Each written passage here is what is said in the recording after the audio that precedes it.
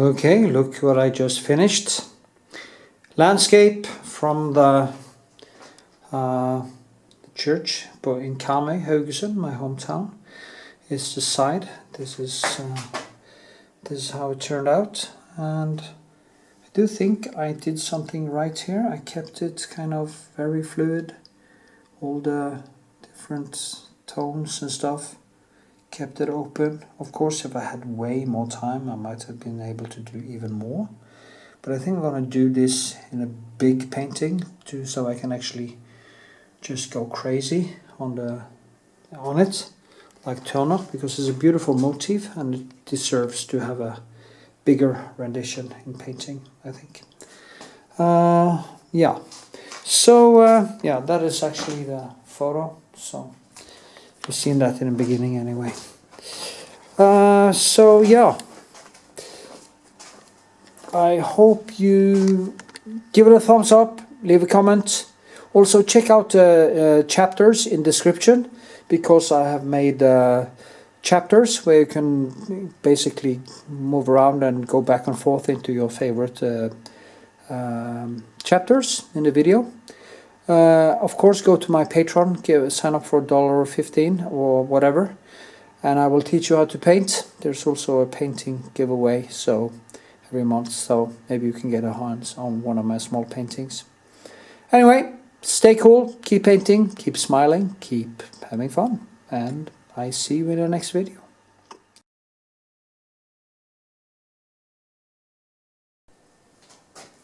Okie dokie. Starting up this. I'm gonna, now it's easier for me to see because now I just need to do like this, and it's way easier for me to see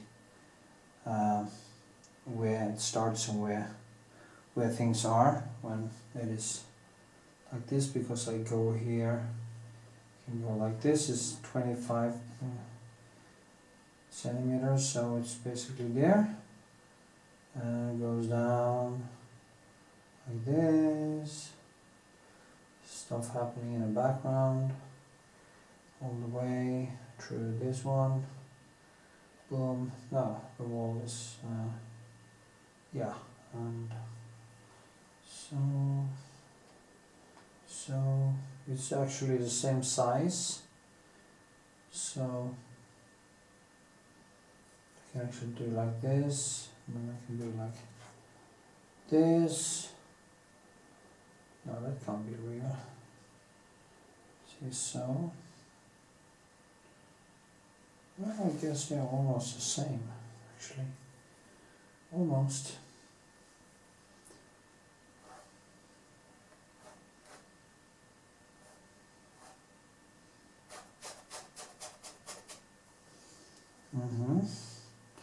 The moment I hold my arm up like this, I'm starting to hurt.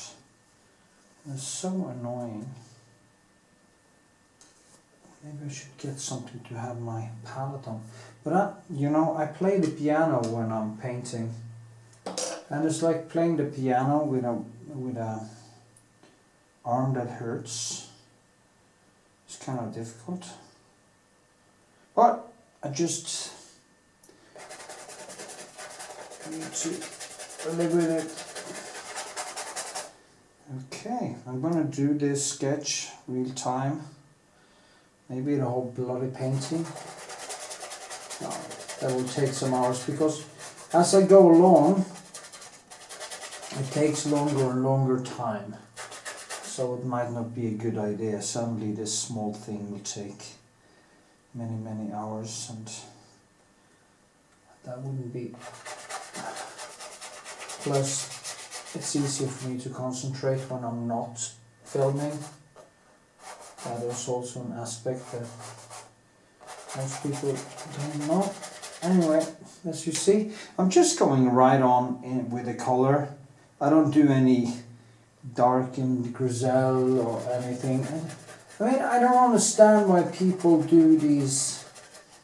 I have this friend in America, you know, Kyle, and he's a very good painter, but he's doing these griselles. I don't understand why. Why not just... You probably can comment on this underneath. Well, it's his technique though. So I guess... why go this U-turn when you can just go in for all the colors from the start, you know? Well, he's glazing a lot. So it's thinner, painted, and very nice. Kudos to him for that. But I do think you might do the same. Control it a little bit too much, won't tend to... can become a little bit rigid, maybe. Or, I don't know. Well, I know Rembrandt did it, they say. I don't know if he did it all the time, but they had these techniques where they did these griselles, or whatever they call it. The greyish, or even just black and white, or nuanced. I have seen some very nice unfinished things that is just... And of course, it is. They are paintings. They are beautiful. It's no doubt about it, you know. But that is because their techniques were so good. And yeah. Anyway, Cal, you need to expand. I think if you're gonna paint, if you're gonna go really deep into painting or landscape painting, I think you have to look at Bob Ross. No, I'm just kidding. Not Bob Ross. Do not look at Bob Ross. Whatever you do, that was not even. That is so bad that I think it may. If the classics were able to see from the other side, Bob Ross on YouTube, if Delacroix or Turner or Rembrandt or anything could see him do these horrible plastic landscapes, they would have screamed from the grave. Haven't you learned anything? Have you no respect for the hard work we put in? You bastard. You know, that is what they would have told him. And I'm willing to say that. I mean, if your legacy is these horrible landscapes, it's just a horror. So yeah, I'm a little harsh when it comes to Bob Ross. And I can't understand. You see on YouTube, there are so many people who like this shit. It's almost the worse things are, the better people like it. What is that? Is it because they can kind of feel that they can also do it, or because it's easy to learn it? Or what the hell is it? Why do people fall for it? See, these people who are working with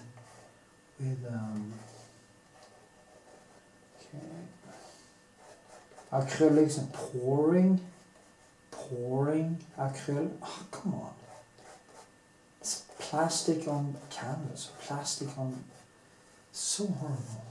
That arm.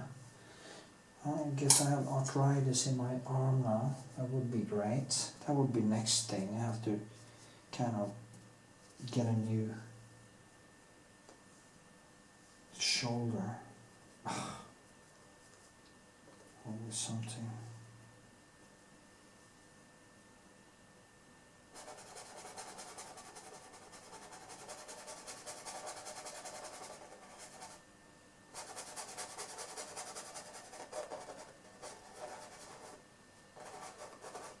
So the distance here is totally screwed.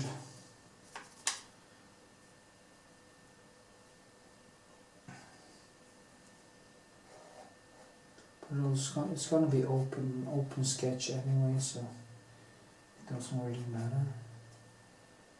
I like things to be rough in the beginning, so it gives me this.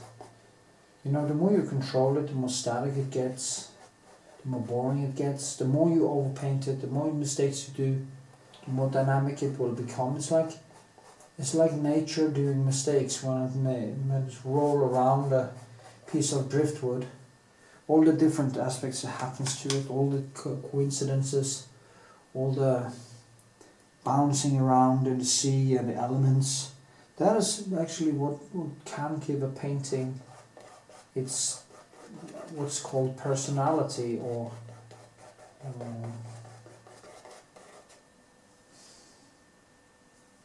a reason for it to exist.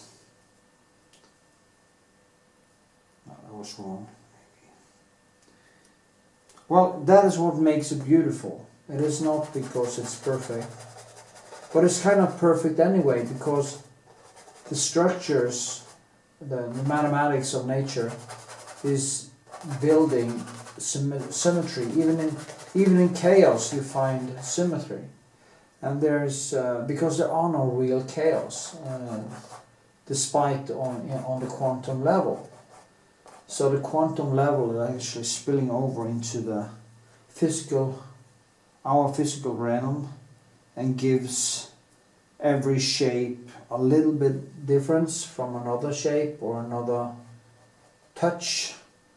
That is why it's very hard to predict the weather, because you have uncertainty in the system, and this uncertainty is called, of course, the butterfly effect, where you can't really predict exactly what will happen in the future. Because if everything was cause and effect, you would be able to predict basically exactly from the Big Bang. You would have been able to predict exactly how the universe will turn out, and it would do the same again if you rolled it all back and restarted. But it's not how it works, you know. It's if you roll the universe all the way back to zero, all the back to the milliseconds before the big, well, probably was a big, kind of inflation. What happened, where the universe just was increasing in size exponentially. So it of course increased in size many times the speed of light, because the speed of light is the speed limit of light is only within our universe. It's not, these rules doesn't comply in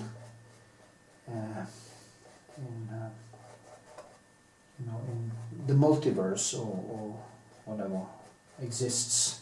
Hard to tell actually what actually is out there, but some good hypotheses and some good theories. Some of them are hypotheses and shouldn't be called theories at all, like string theory shouldn't be called theory, should be called hypothesis, because it's not really, first of all, it's not possible to prove it, because you can't really measure things on that level, not yet anyway. But then again, they can maybe do some math that confirms it, but they just have to add in dimension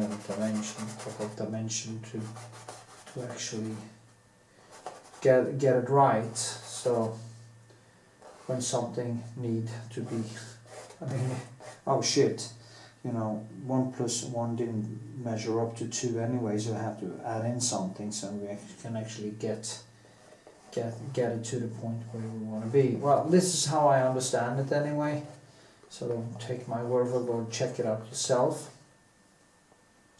But anyway, I think it's kind of that is how, anyway, that's that quantum world, and that thing is leaking into our world and adds in chaos into the system from the quantum world. You can't really, that is why you can't really predict the future accurately, even if you think you have a total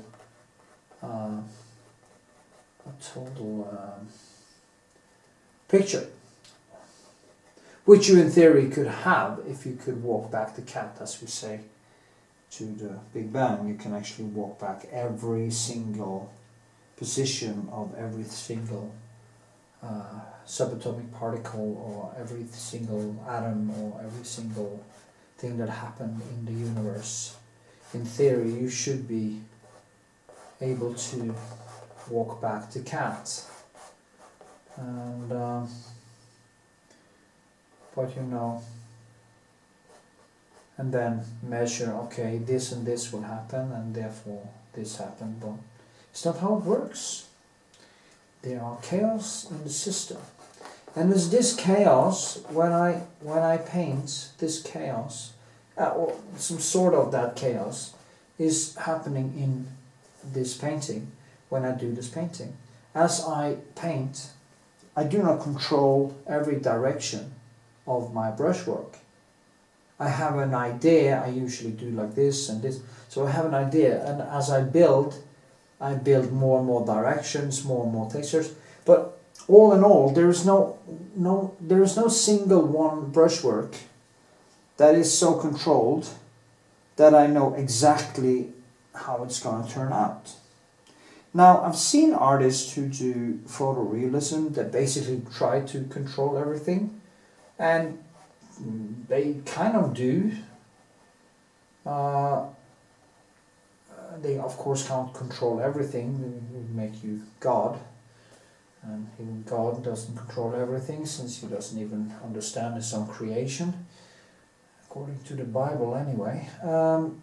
So that said, I mean, that is funny. You know, we have a creator who doesn't really understand his own creation. Now, shouldn't that make a religious person pause? No, of course not. Because they haven't studied science. They don't study science.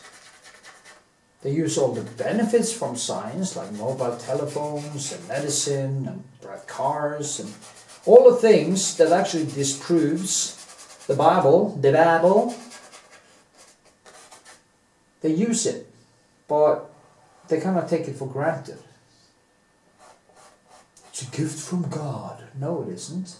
It was a gift from Einstein and Feynman and all the great artists, not all the great physicists who actually figured out the mathematics of the universe, so we can actually use it to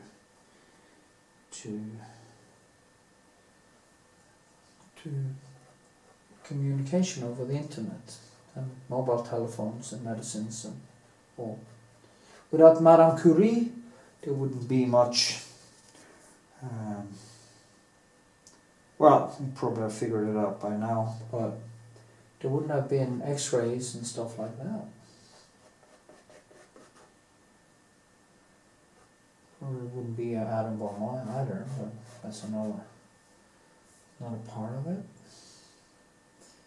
Anyway. Well, you know, the point is, as I say, that as you put in all these different layers, you know, when I'm looking at the photo, of course I'm trying to, in a way, repeat what I see. So it has a certain structure, but it's not that I'm kind of painstakingly trying to create a perfect rendition from the start. I let all the coincidences over time lead me to the motif. So if you have a certain amount of skill, don't try so hard to paint a motif. Just let it happen. Yeah, I mean, if you have a certain amount of capabilities to see, you will be able to basically repeat the motif without thinking.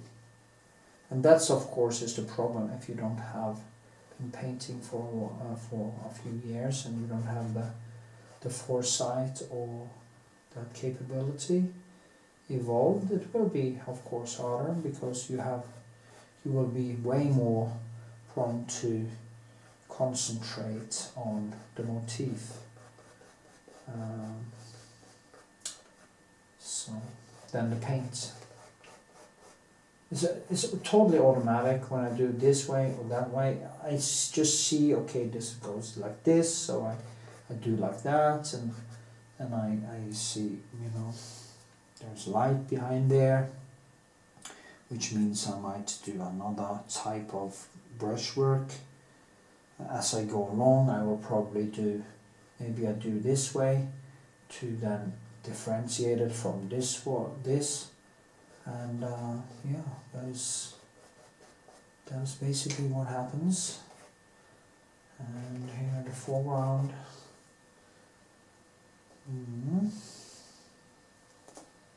I also, of course, give myself some problems when I do it this way, because mistakes happen.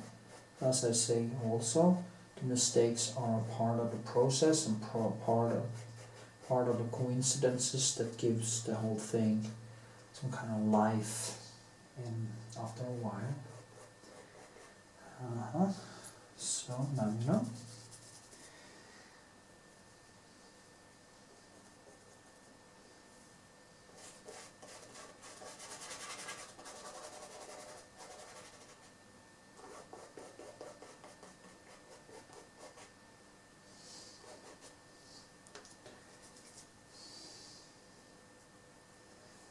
The universe can't come from nothing, it has to have a cause.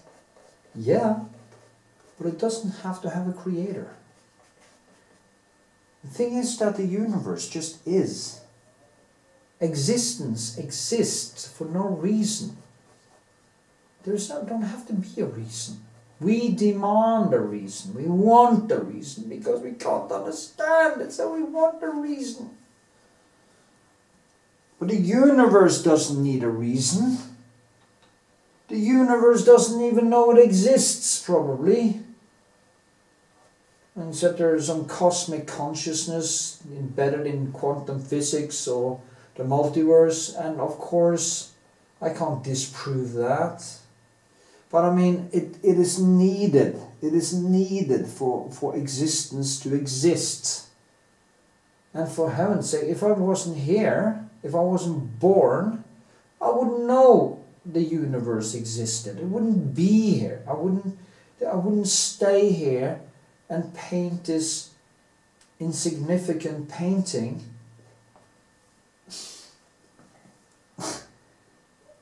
And talking about this, I just would not exist, period. And that is not a problem. And I have to repeat it again and again, what George Carlin so clearly did say. The problem isn't being dead or non-existing. The problem is getting dead when you have been thrown into this mess in the first place. Not the only reason I did was because my mom and dad have had sex. And there's no reason. I could easily not have been here. And then boom, in a few years, I'm like my friend Runa, I'm dead. At the same bloody place. Beside my parents, which also is dead. And then my daughter dies, and then maybe if she gets children, I can have a relationship to my grandchildren maybe. And then they die, and then nobody remembers us. I mean, the only thing I remember from my great-grandmother is a couple of always like movie clips in a way. And the feeling. I remember her long hair because she smiled to me when she took her hair out of the knot. She was kind of a traditional Christian, so she wore a skirt, or what you would call a hijab. That was because in Christian tradition you also do, the women also should cover their hair, actually. And real Christians actually know that. Some do it, some don't. So don't blame the Muslims for the hijab, because this actually comes from both Judaism and Christianity. Anyway, maybe the Muslims took it to another level with their burqas and stuff, but it comes from the Judeo-Christian traditions. I don't have no idea why I talked about that, but anyway. Okay. First. Okay, I was talking so much now. I talked my way over. Okay, now I'm going to try. What I'm going to do now, I'm just going to take a little break, and I'm going to keep on banging on, and I'm just going to add in some more focused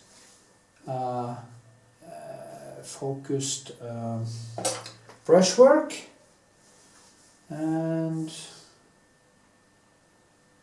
yeah, some focused. I saw an exhibition a while ago that was probably just painted, the landscapes. It's really beautiful. Maybe I'll post a video about it on YouTube, because I have photos from it. But he has just made a very thick brushworks. Yeah. And it's so beautiful. So maybe I should try to do something like that. Now I have the thing kind of in there. And of course this is totally wrong, because these are up there. That is so funny. You know, I did that mistake now. I made a symbol here, you know, because sometimes you see that perspective and you do it like this. It's a very typical thing, because you have this symbol in your head that this is closer to you. So, but of course that was totally wrong. So anyway, that was a sketch. The first. Okay, I'm just going to focus a little bit closer so you can actually see what I'm doing. And yeah, I mustn't think it's trees. I will just try to more and more just add paint and let just all the coincidences make it happen, if you know what I mean. If I get hung up in details, I really start to screw up. So it's very important not to do that. Just see it as paint, as I said in the beginning. And I'm actually going to paint up 2 more landscapes today. So I have a lot of work to do, and it's actually 5 in the morning already, almost. So I guess I will be working until 8. It takes me like 1.5 hour, 1 hour to sketch a rough sketch like this, maybe more. The point is that it's very hard for me to put in more color. If it doesn't stick, then you just have to let it go. You know, I can't just pour in a lot of paint, because at some point you just won't stick to the surface, and then it's basically over. But there are always something more I can do, I guess. I'm just gonna put in some things here that I see, kind of roughly. I regret that I didn't make it. I have one other one that is 70.70 centimeters, and I actually regret that I didn't use this one for that size. But this one is a beautiful piece of photo. So I think I'm gonna paint this up in size, actually. one do maybe a 120 or 130 kind of rendition of it, much bigger, so I can go very deep into the detail, not details, but making it look and get this air-like feel to it. Yeah, that is something I would like to try. But then again, I have so many things I'm gonna paint. It's just I'm drowning in works, and so many things to catch up with. Both on PATRON, I have a lot of stuff to catch up on, and I have commissioned works, and I have all kinds of stuff, and I have so much work in progress with videos also that I haven't touched in years. Actually, it's just ridiculous. And but I feel ready to start really getting into the groove again, because my depression is over, basically, or at least it's better, and I'm starting to see a future. So that's a good place to be, good place to start. Of course, life will always be a struggle, but for the last few years it's been a kind of a hellish experience, actually. But it is was it Sigmund Freud who said that when you think back, someday you will think back to your struggles with I don't remember concrete what he said, but with or you know, you will realize how important it was, how much you actually learned, how much you evolved as a person. It's amazing. It's bloody amazing, and that's the positive thing about it. I want to talk about these things because there are so many people out there who are in despair and depressed. I mean, when you get out of it, or when you start to look different on life, and you start to get into the flow again, and you start to get this what shall I say, this bliss, you start to feel love towards the small things, you know, a smile, a short conversation with a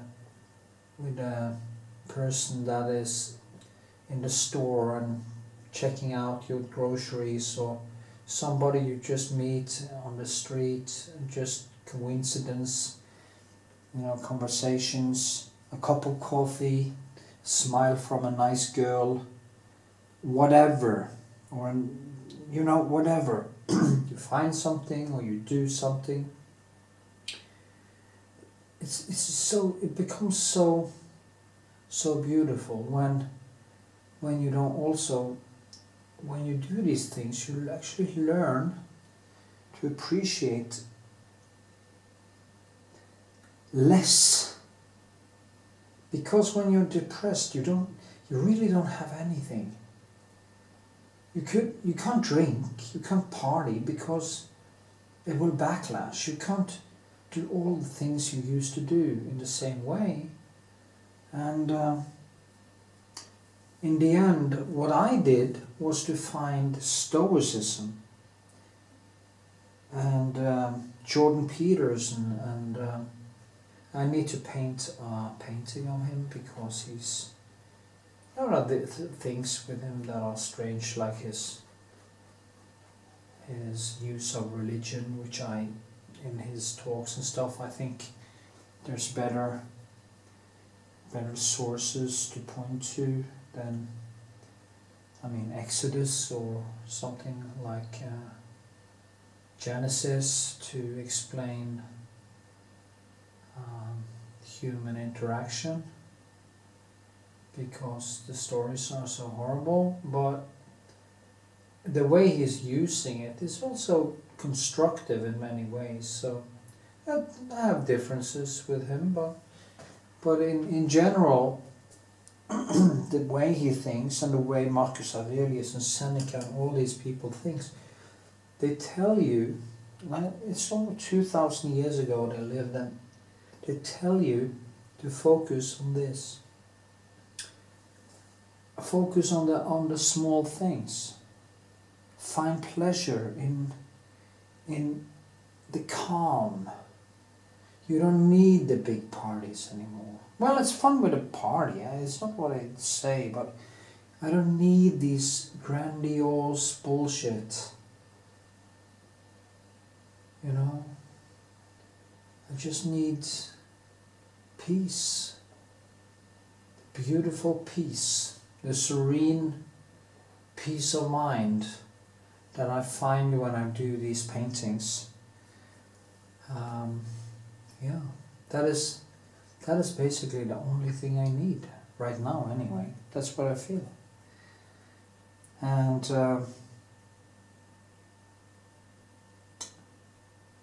as I say, if you don't like to be alone, you don't really like yourself. Because the day you come to a point where you are happy in your own company and you just do the things you love alone and you don't need anyone else to do it with, that's when you're free. You're just free. It doesn't matter where you are. It doesn't matter the situation. Of course, if it's really horrible, it matters, like you are literally dying or fighting for your life. Of course, that makes it different, but just these small things. I don't need all that noise. Just pure love. Pure, simple love of life. That's the place to be. And I think,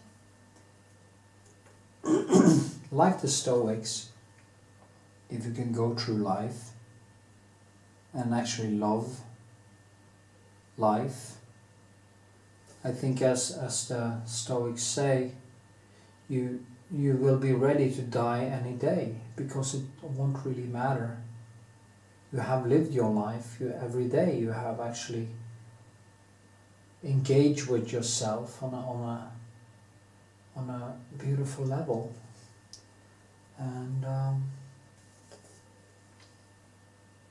yeah, I mean, life is finite anyway, so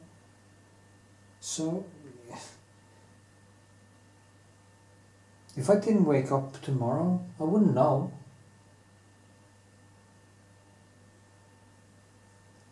But what actually annoys me is that I have too many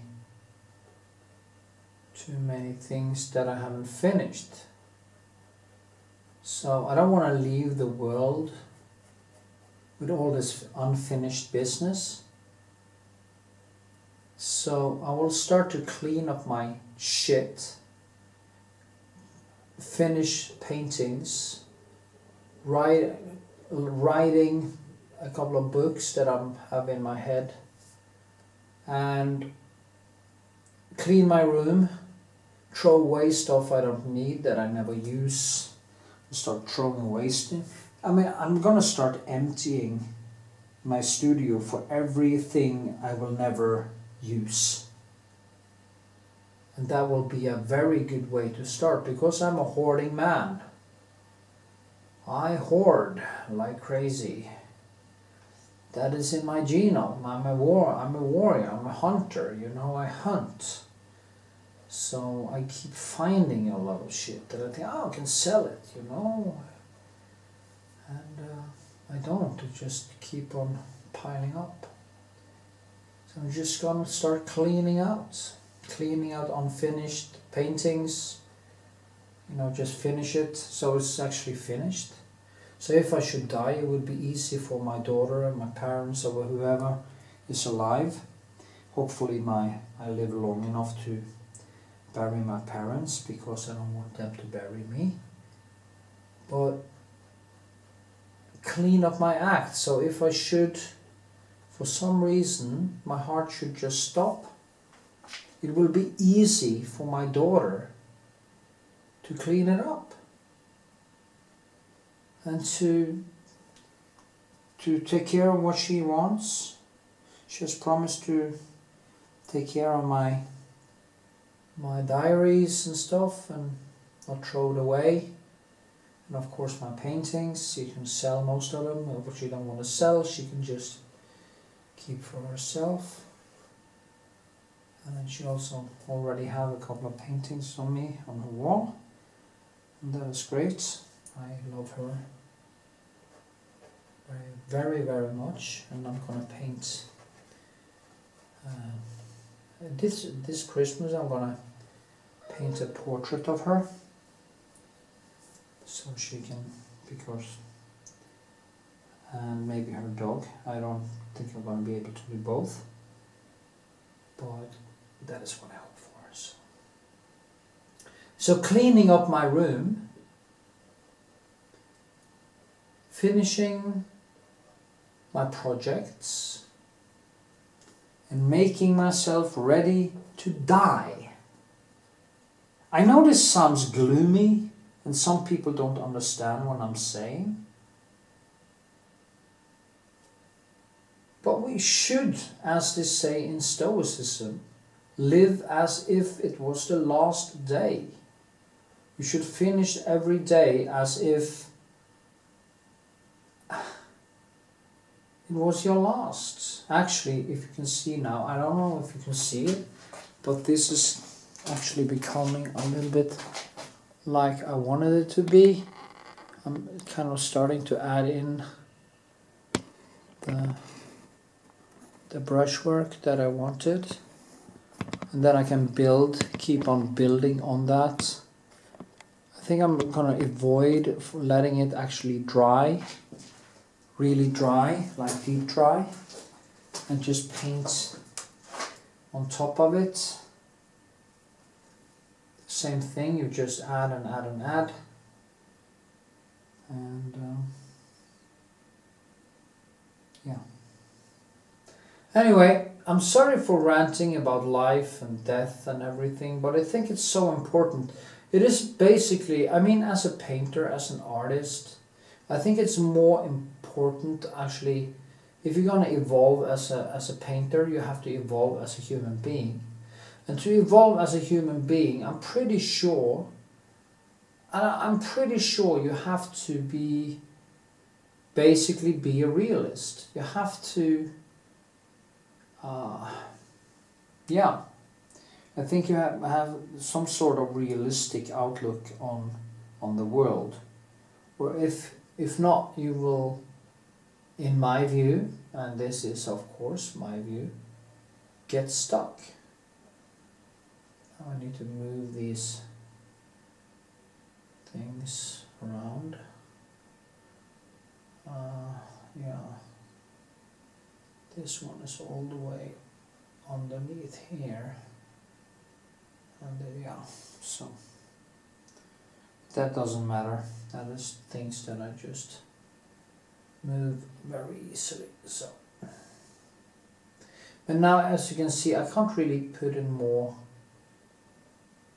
I don't think I can put in much more paint in it. Just take this out and then move them back a little bit more. I think this is all the way in over there. Yeah, something like this. Then this one comes here, and this one comes all the way here. Maybe on this one is further in, so that's a problem. Just gonna move it. Just gonna do like this. It's kind of difficult now to get it to be clean colors, but when you do mistakes like that, you just fix them at once so I don't have to fix them next time. Now, because this one is way longer in there,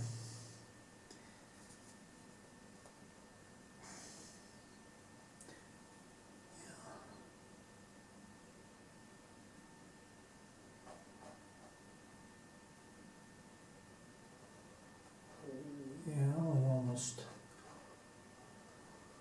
like have it there.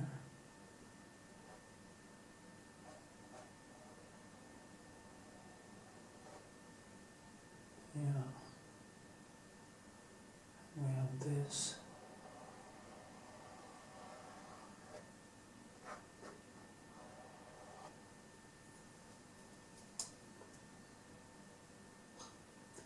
I think this one is going to be a little bit more out.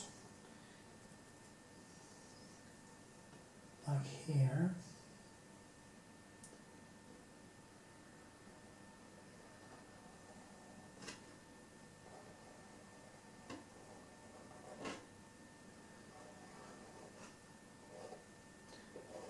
It's that thing where the water is kind of running from the pipe that the water from the roof is running in. So this one too has,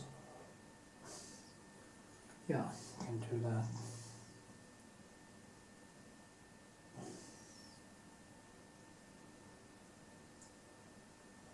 It's gonna be, you can see the wall behind there.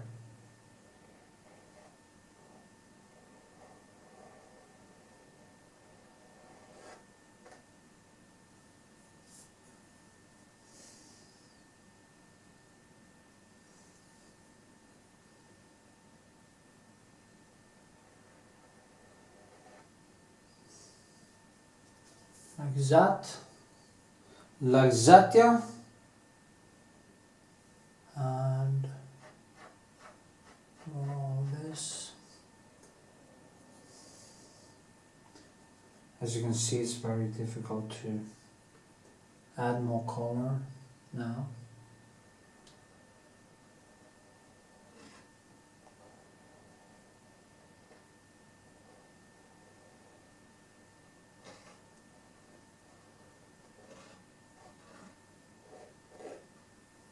So,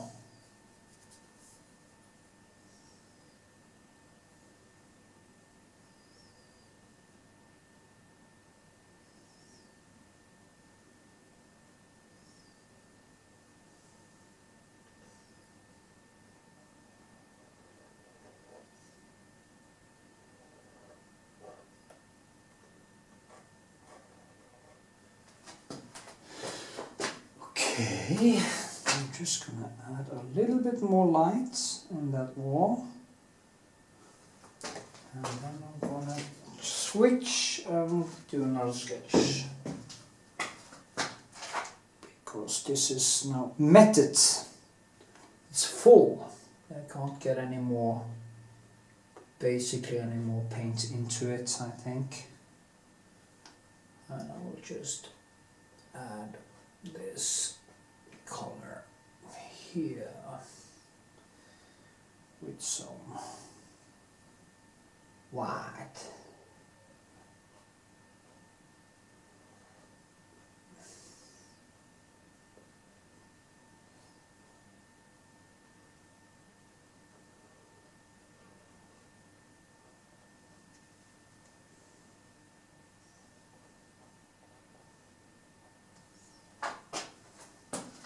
Yeah.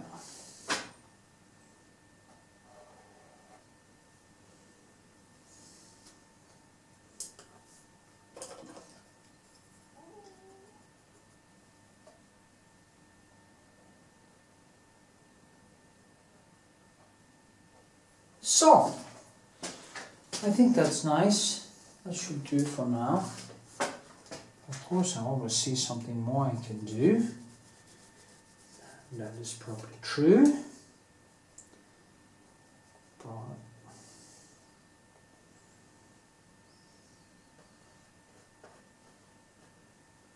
think this can be a little bit more warmer in the front here.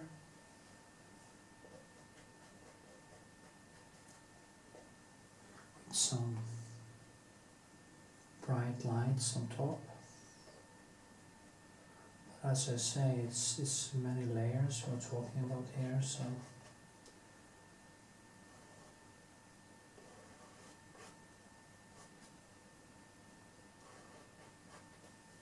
yeah, it became quite a nice sketch. Not 100% right, but you know, good enough for now.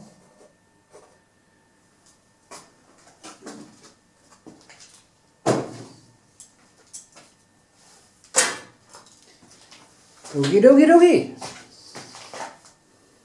That was less than an hour, actually. What is it? 25 and 23. Yeah. Okay.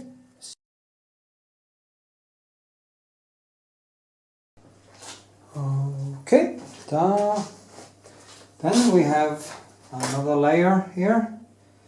Maybe it's only going to be two or three layers on this anyway. So, but at the first on the Retouching Varnish, I'm going to glaze over it, and I'm going to start painting and try to keep it very open, very impressionist, and you see how this goes.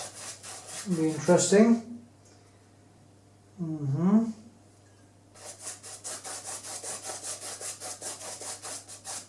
So, okay, I have to dry for like 10 minutes or something like that, so I will paint. Yay. Okay, then I'm gonna do that glaze I always do with my cobalt and ultramarine and kraplak, which is like this. Basically, a little bit reddish, bluish. So I'll get some color into this thing. Shake it up a little bit. And yeah.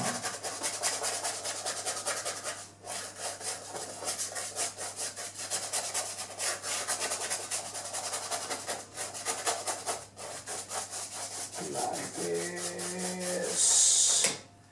Okay, let me see. Then I scrape it down as usual. Just do it like this. Get some of the oil away. And voila! And I start soon. If I can find a clean pencil. Some more pencils here. So just need to find one that works.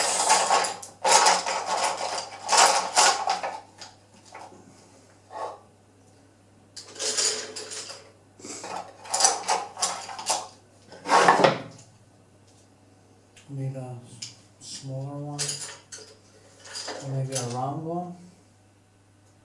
That could do. I like round pencils now. Let me see. Where are you? There you are. Okay. I will start with the bright areas in the middle here. And there's some reddish tones there, so I can actually, since I'm now glazed with the reddish and the, that, I think this may be a gunner. I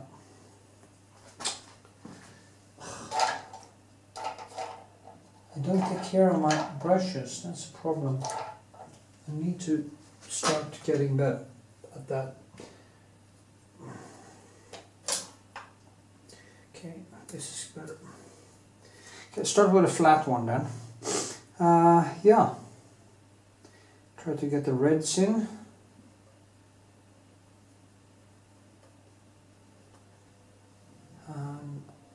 just do like this. Now you can see, because of the oil, the colors are kind of melting together like butter. That is why I can actually add quite a lot of paint in it, and it will kind of just get more and more sticky as I go, which is a good thing. Sticky is actually a good thing, because then you can add a lot of color. Now all the textures underneath are giving me basically a free lunch, so that is why I put on thick colors from the start. And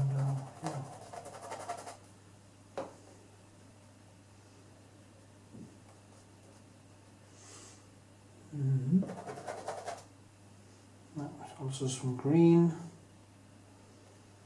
I was wondering if I should paint or do the whole thing, filming the whole process from finish to end, but it might take a few hours. So.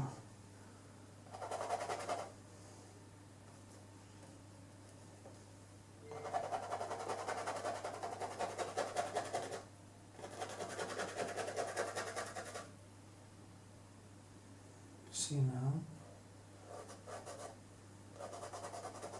It's very nice to use that glaze, because you actually do get a lot of colors.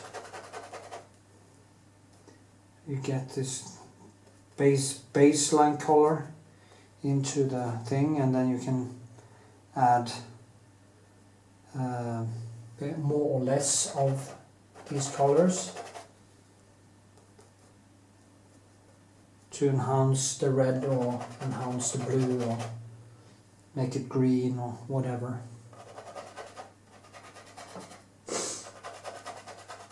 I haven't learned this. I haven't learned painting actually from anyone. I taught myself to paint, and so can you.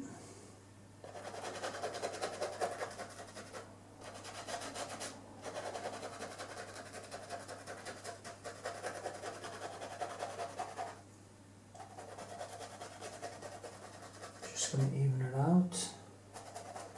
See, there's a lot of reddish in Kraplak actually in this. Now in this landscape, all the colors are quite opaque. Yes. That's the Kraplak thing. Putting it out on top. And then you have the green and the yellows and the other ones.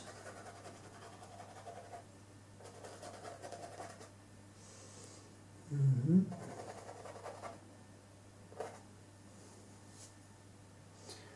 really do like the thick, bright light down here.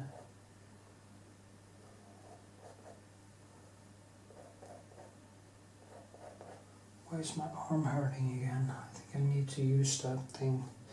I have this thing that is pulling my shoulder back, and it actually helped a little bit. Maybe I'm starting to do like my father, bending my back, you know.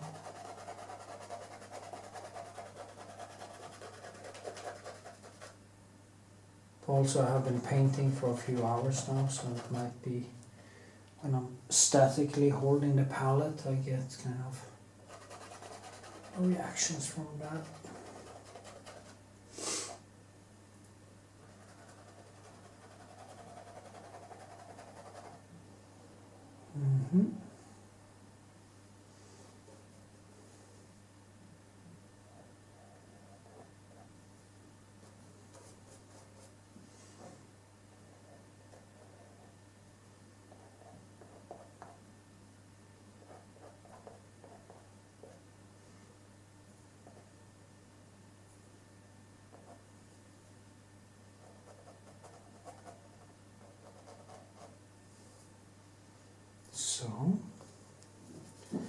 cool.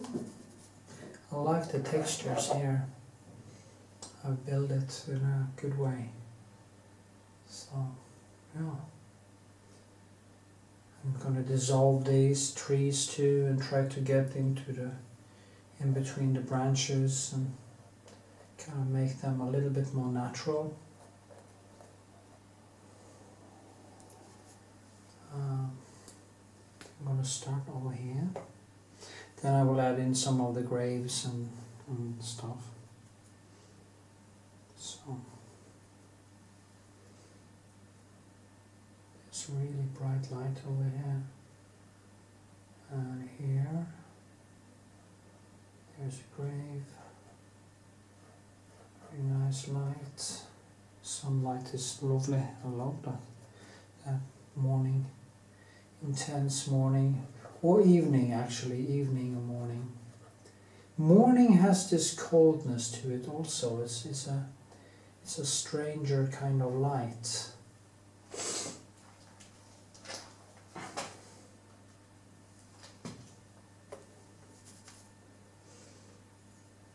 Yeah, it's white.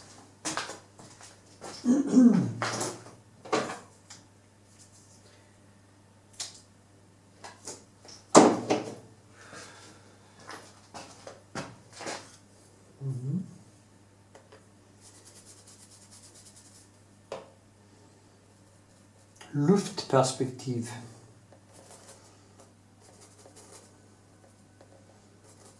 Air perspective.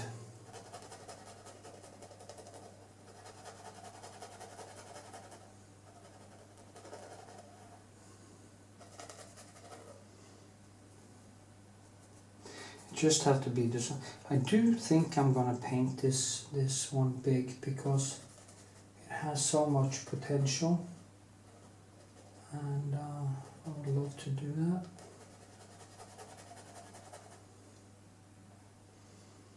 And there's some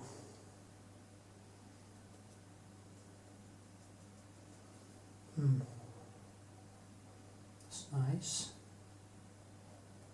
because the red there there's a mountain behind there, almost like the Zorya Murias castle picture.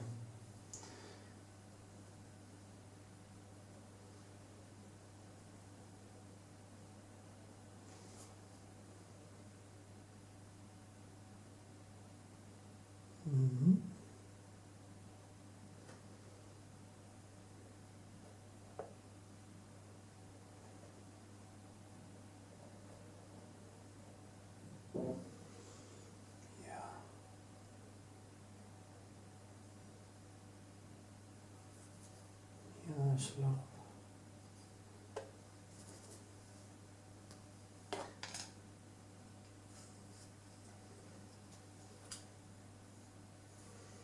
See now.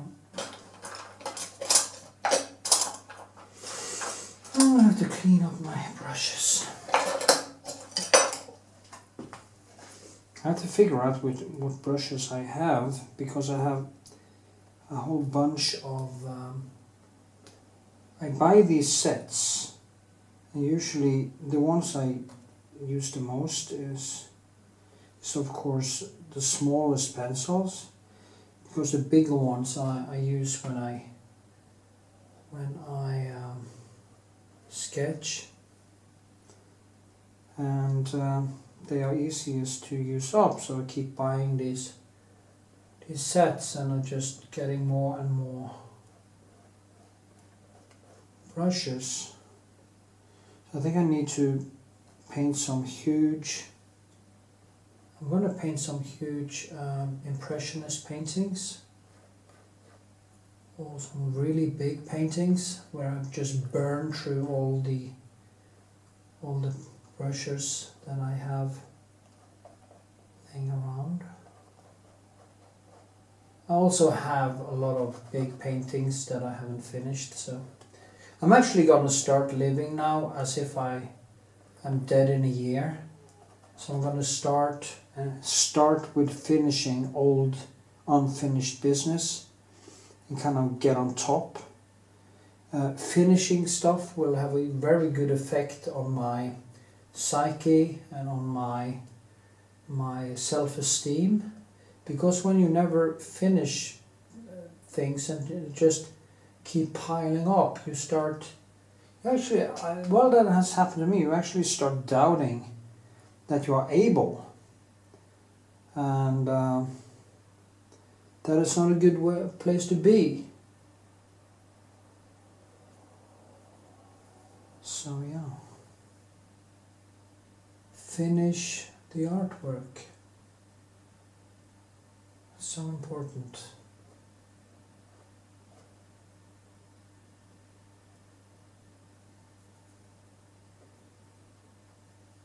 That's the wall, and I'm just pouring in colors into it. These are going to be quite rough, so it's all about light.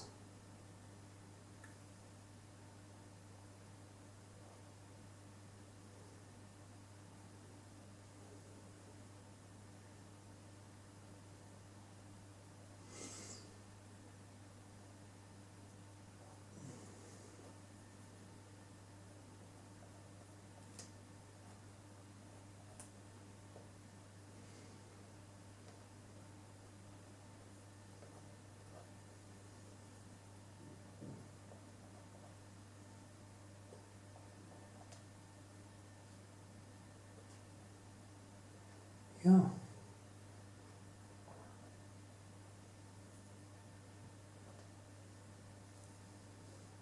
Okay.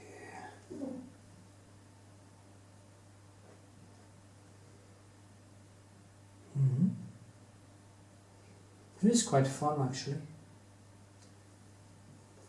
believe it or not.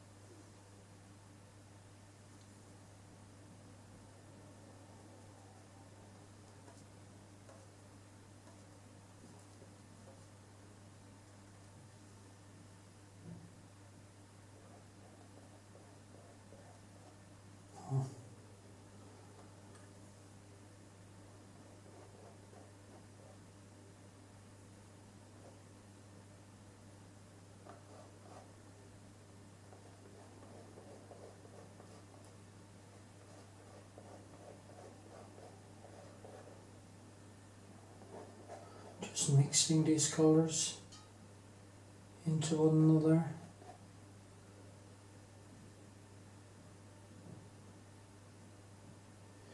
Making them count.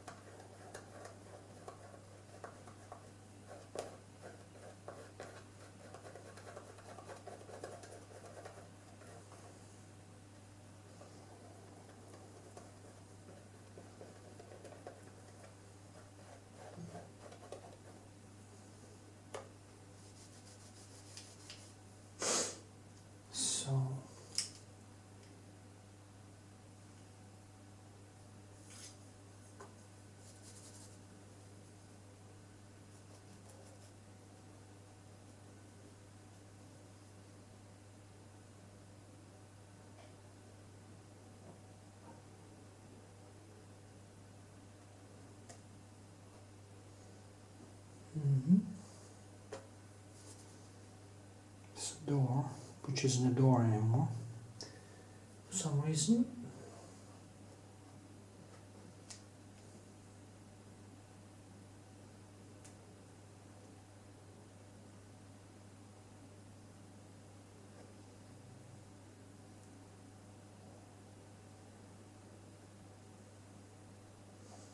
so.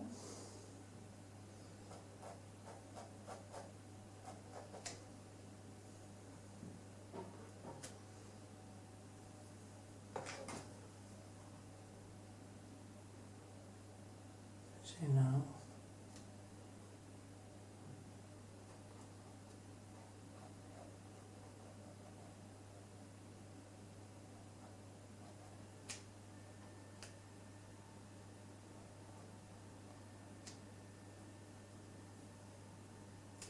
A little bit higher up.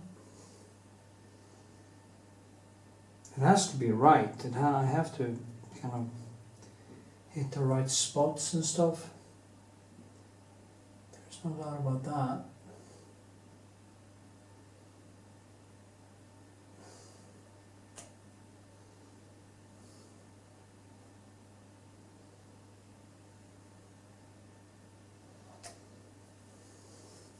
But it's from the side, so the perspective is kind of quite difficult.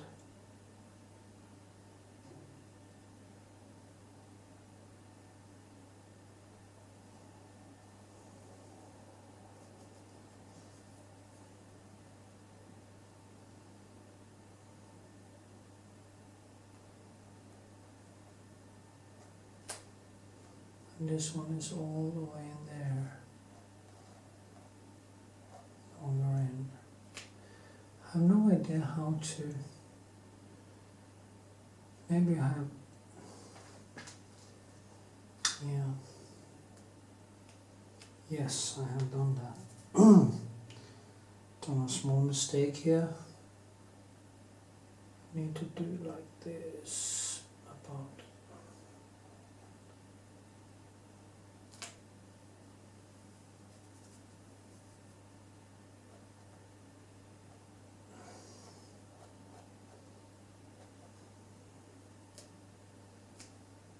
Maybe these have to be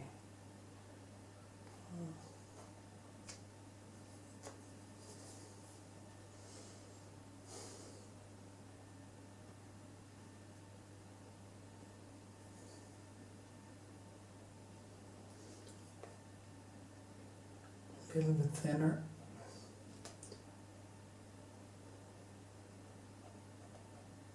Higher up. Yes.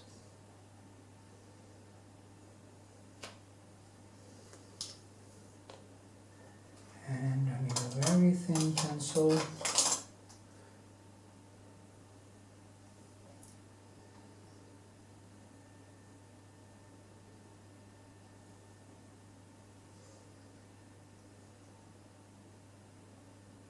As it go all the way here.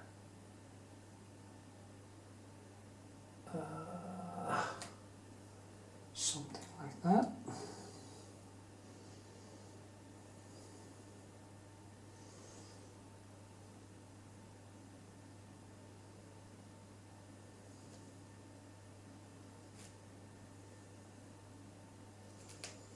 And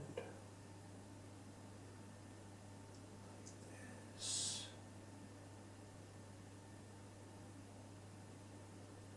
And like this. Yeah, something like that, I think.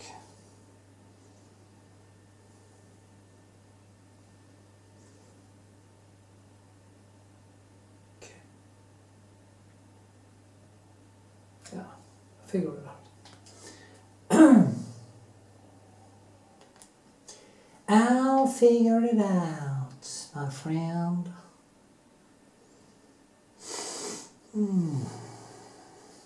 This one has to be all the way up here. I see now.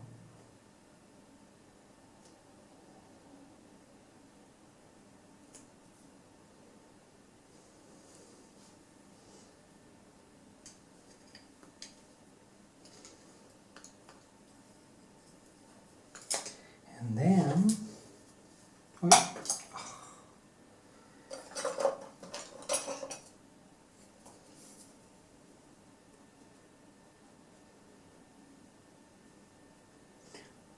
then this one has to be all the way up here.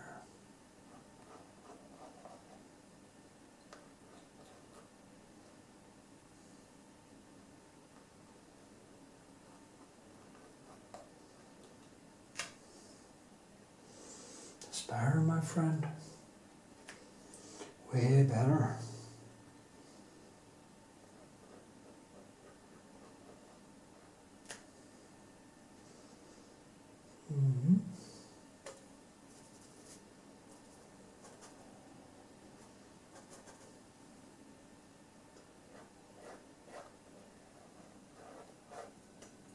This and like this.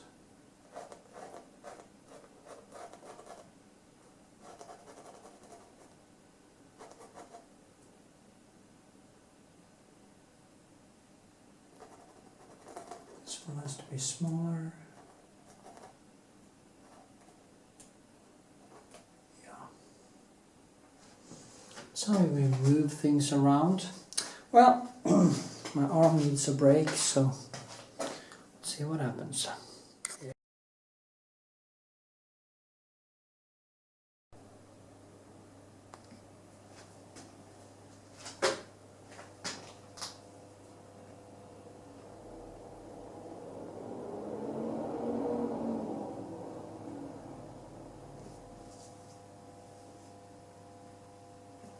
Okay.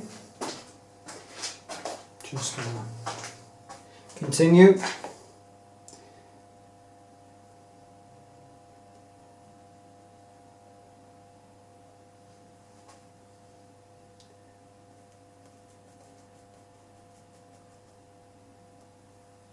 See now, also lights hitting there, and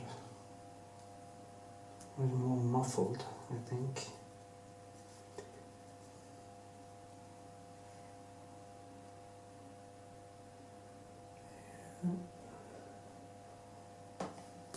So, see now this one, yeah. Okay, and then takrennen. There's a thing that, you know, rain is actually falling through. Just gonna try to get that right.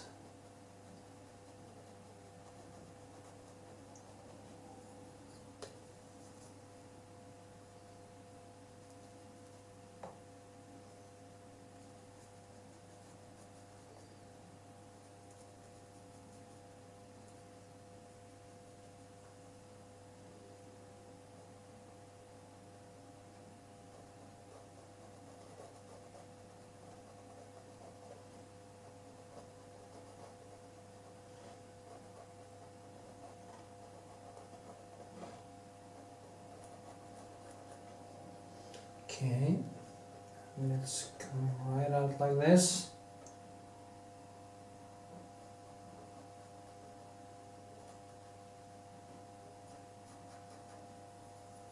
And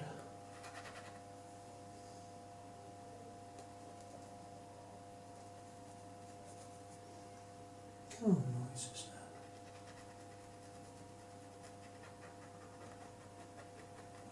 It's very thin here, so it's just a light popping up in between these.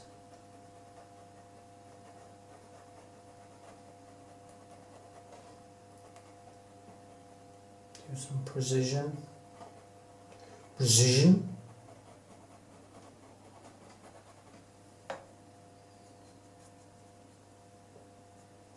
I'm drawing with color. That is basically what I do.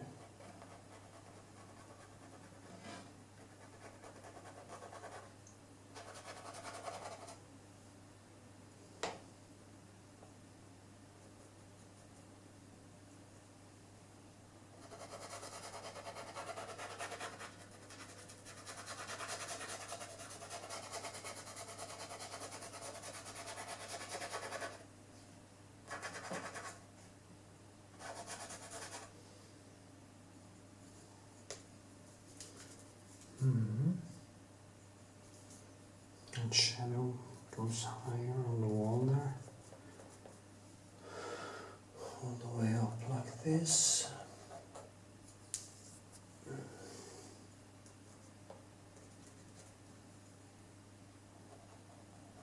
Kind of a blue type of shadow that hits from the tree.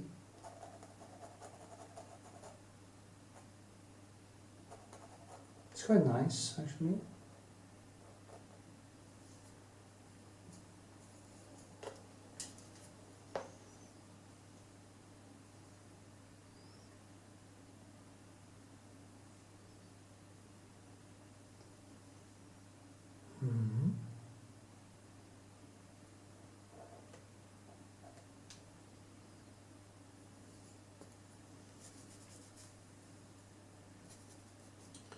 See here, this one is thicker, goes all the way up here.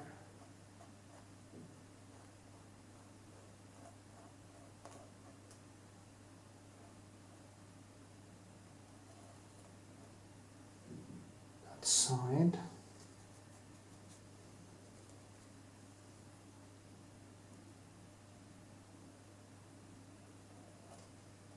I also kind of push some reddish into that color.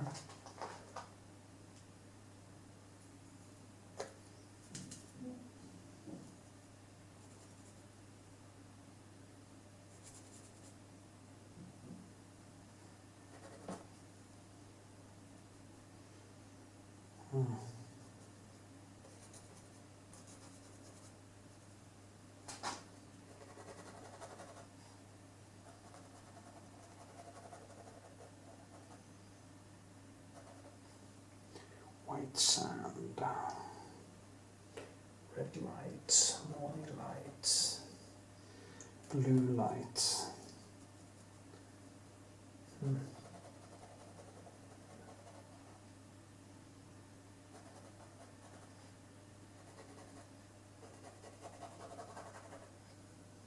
Here's also some lights. I just have to think about these things as it's just a bunch of light and dark.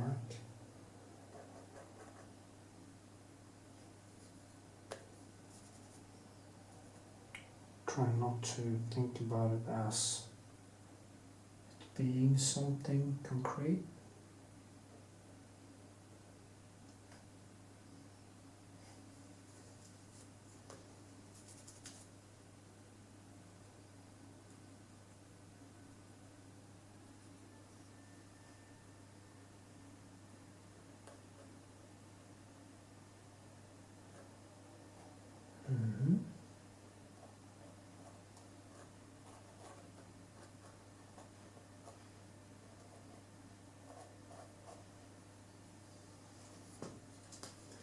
You need a thin pencil.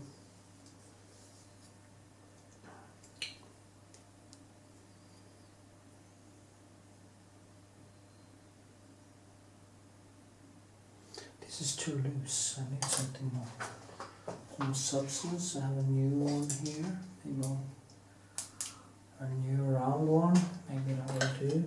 It's very nice. It's totally new. Quite expensive actually. One of the expensive ones.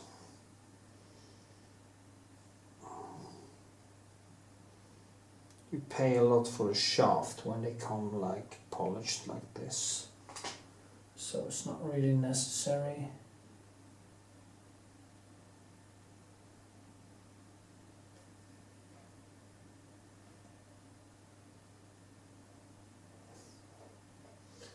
It's not thin enough. Let me see. This one.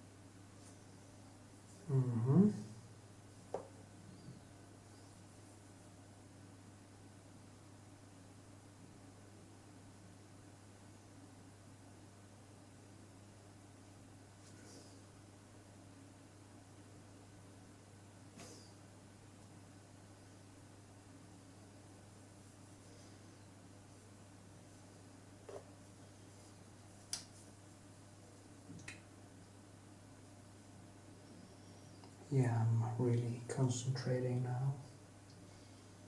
So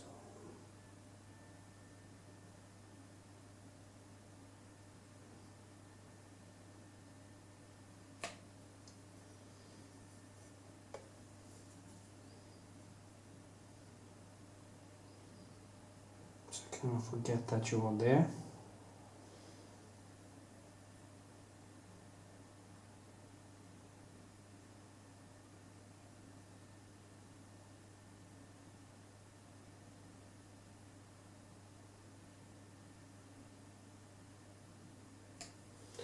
Okay.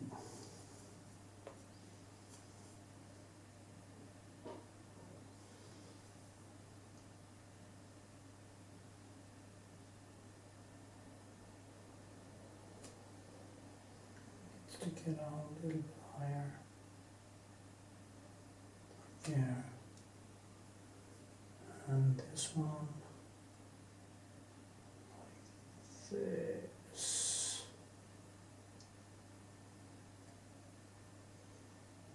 Like this. No, not like that.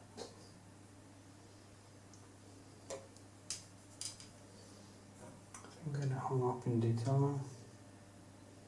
That's dangerous.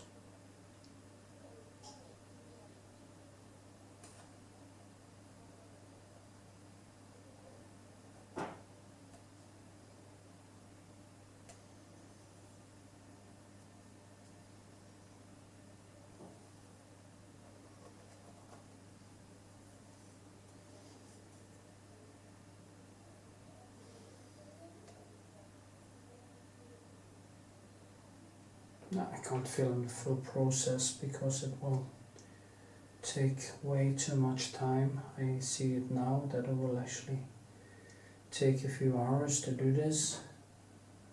So I don't want this tutorial to turn into a 10-hour project. There's enough long videos on my YouTube channel. I actually want this to be a little bit shorter and manageable. So I'm just gonna dissolve that tree a little bit.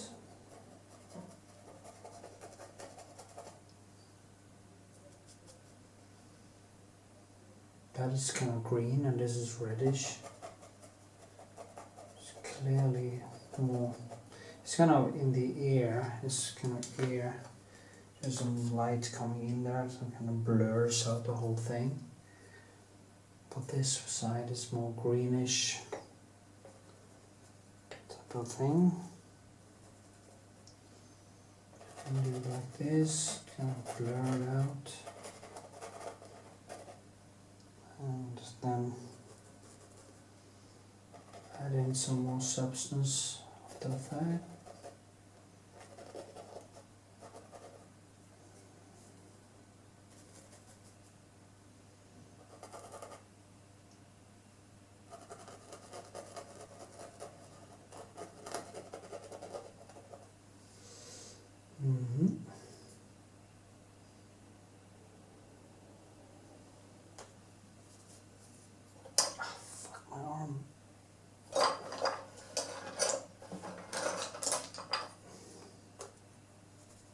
Always thought about that, you know, how long will my arms actually last, you know, because, you know, they have been used a lot.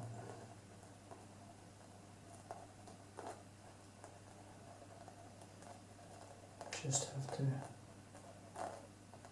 get this tree feeling into it.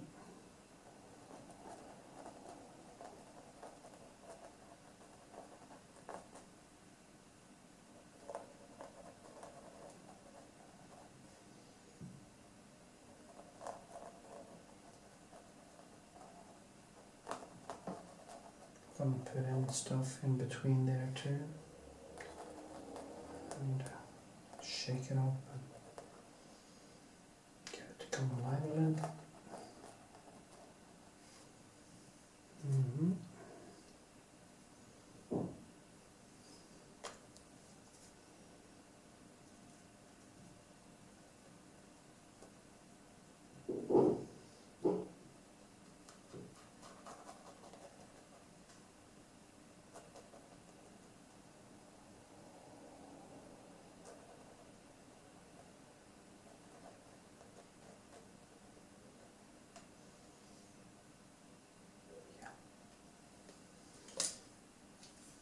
small details can be quite important, like that I see the sky right there.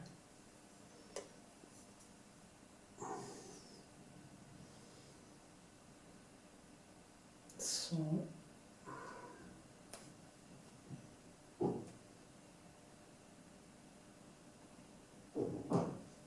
goes a little bit beyond.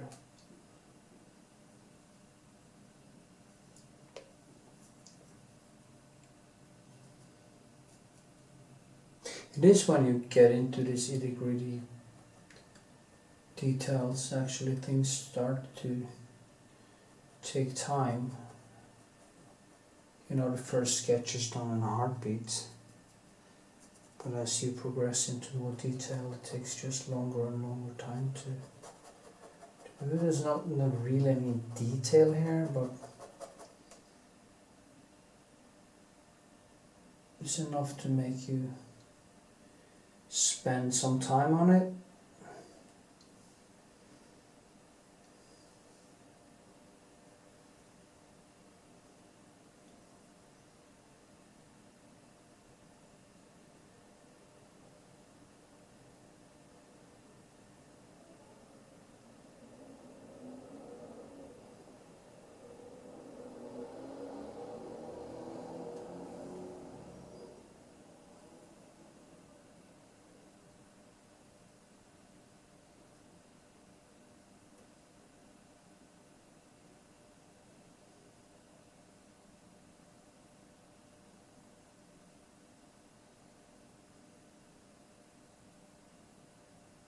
Mm-hmm.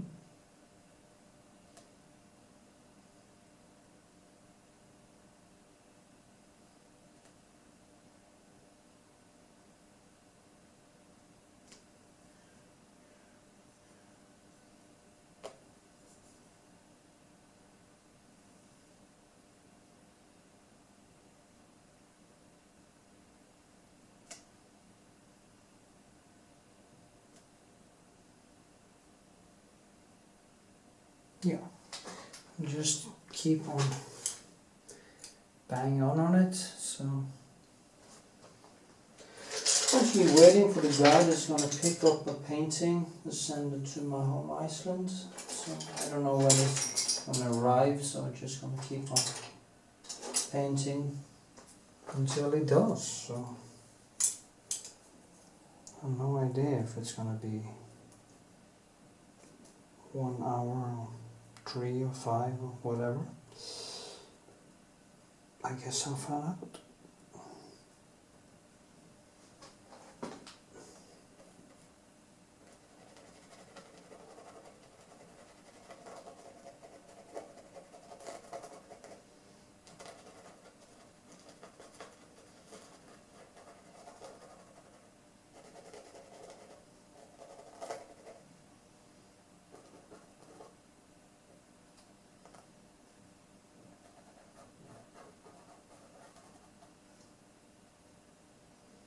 Mm-hmm.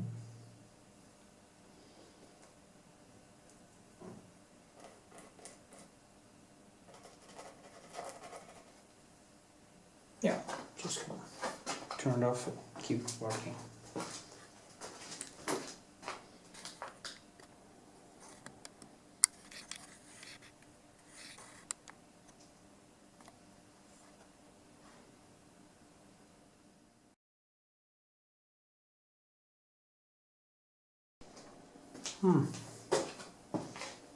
It's clearly that I keep on painting these yellowish to bright, and I guess I'm tapping into the cliche. I'm not actually painting what I see, but what I think I see. So I have to do something about that. I guess that is tone it down.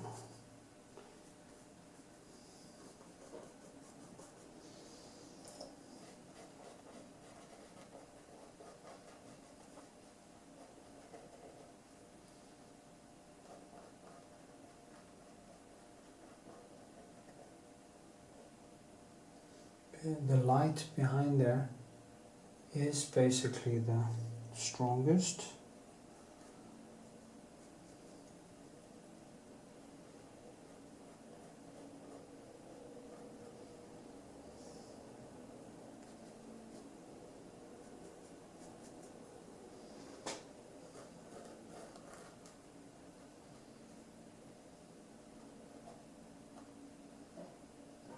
Mm-hmm.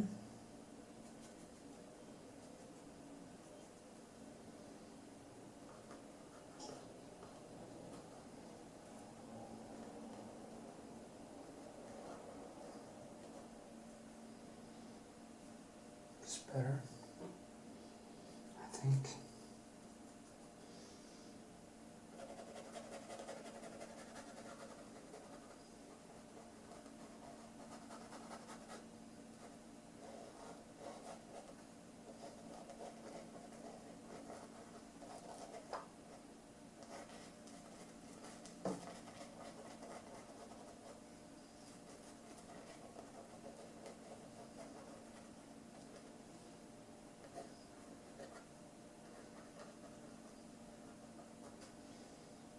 Mm-hmm. That's a little bit better. It's very dark here in the foreground.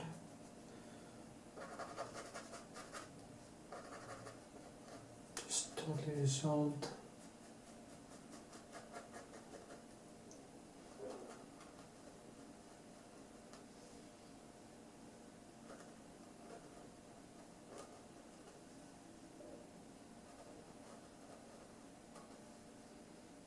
Okay.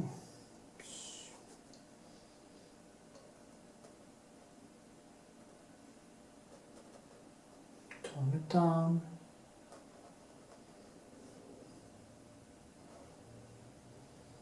Some spots of lights. There's no doubt about that. But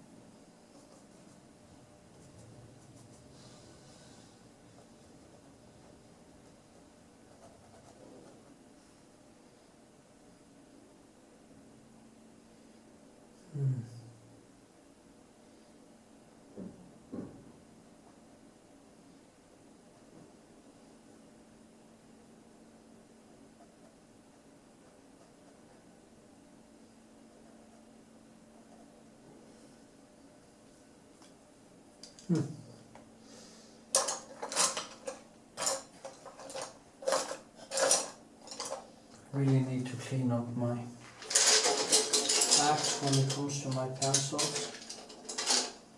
It's a nightmare when you can't really find anything that is clean enough for use.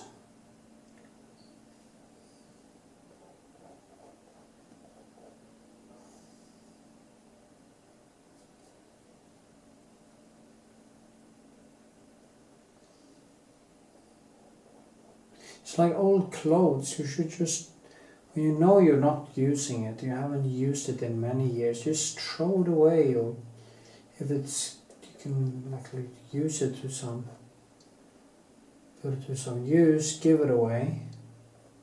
Of course, you don't want to throw away things that can be used, but there's no point in having a bunch of shit laying around that you can't possibly use anyway. Same thing with brushes. Too many brushes. Not enough brushes that actually work. So, get your shit together.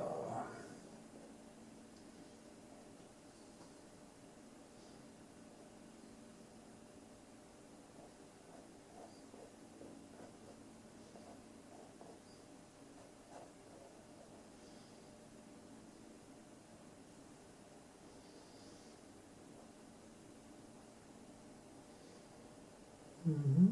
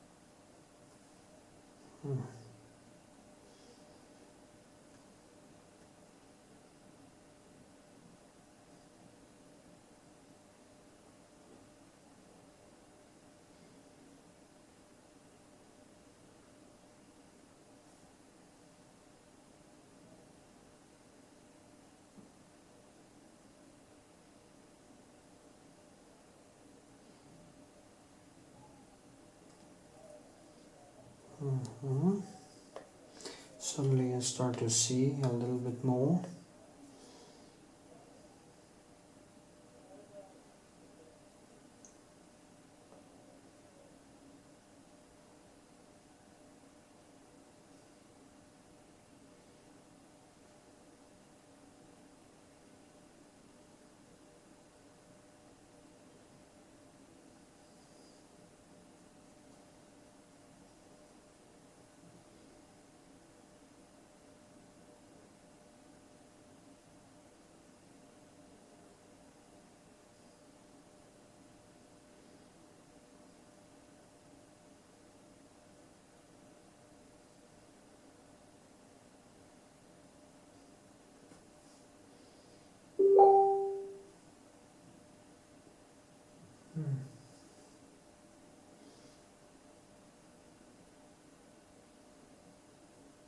So,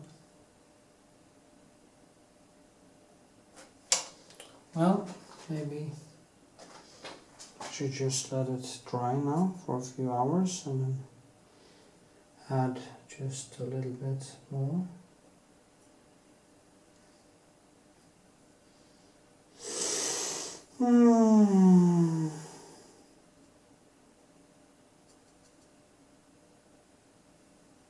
Sadly, I don't think I'm going to be able to finish everything.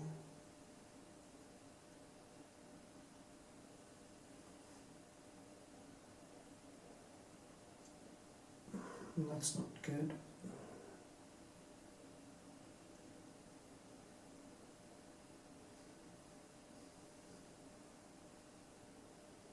But shit, I tried. Took a while to get going. That's the problem.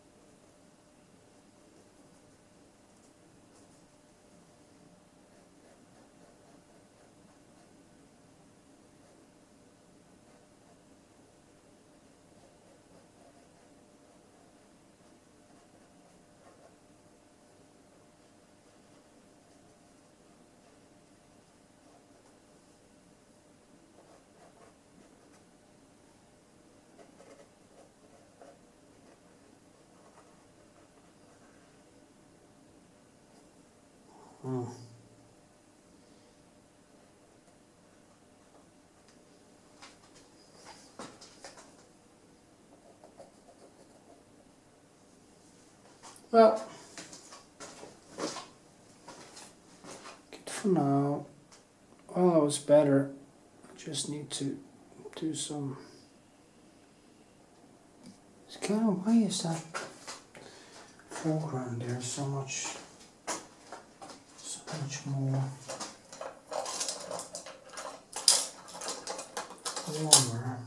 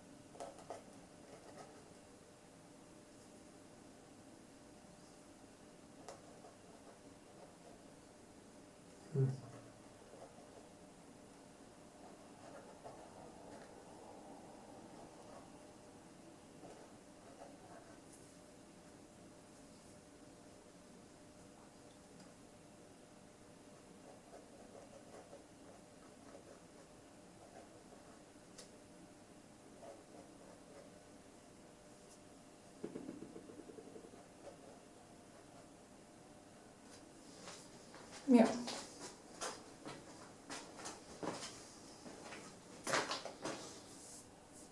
Well, I'll start to see all the mistakes here. Actually start to see now.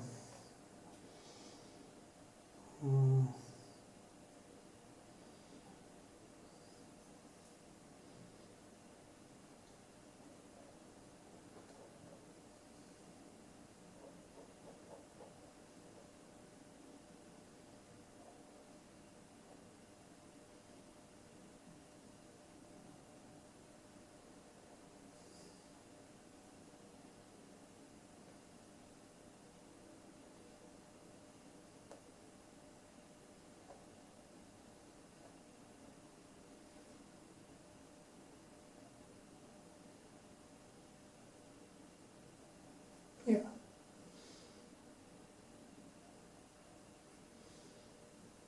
I can do a little bit more later today. Tomorrow. Well, I haven't slept yet, so yes it is tomorrow. For me anyway.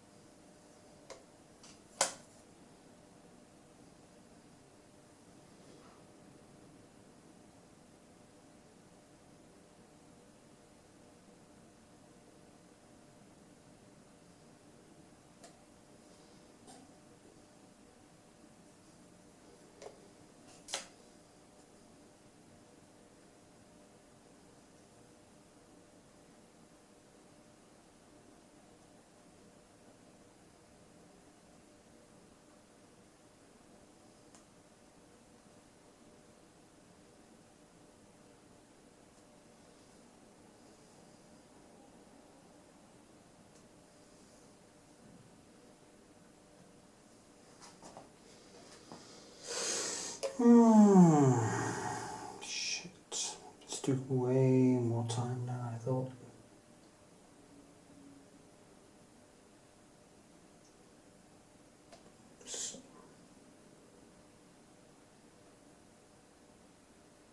But that's how it is.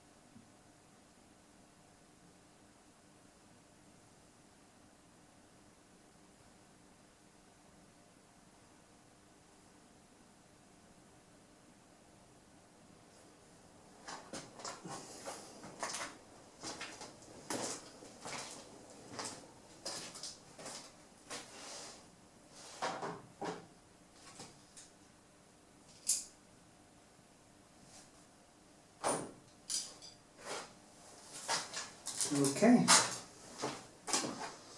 I just forgot that I was filming.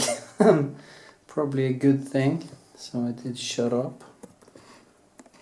Quite funny now, actually. Let it dry a little bit and then I do the last touch. Yes.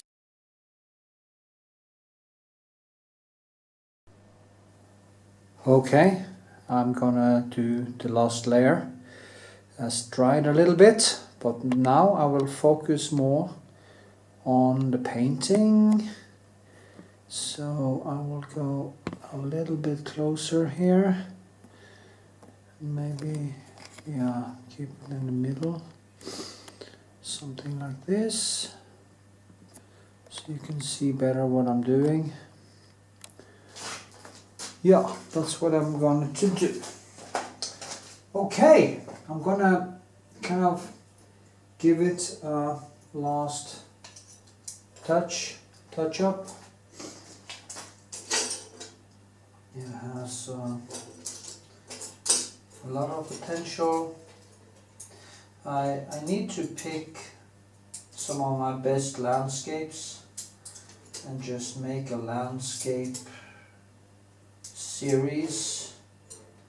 I have so much material. Cool, I need to live to yeah, here I go again with that eternal life thing. But okay, shut up. But yeah, I just need to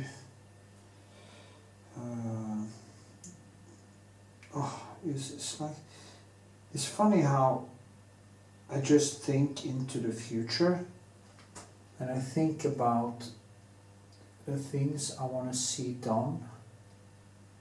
I just want to see it done, you know. I love the results or the challenge, and so yeah, it's fine.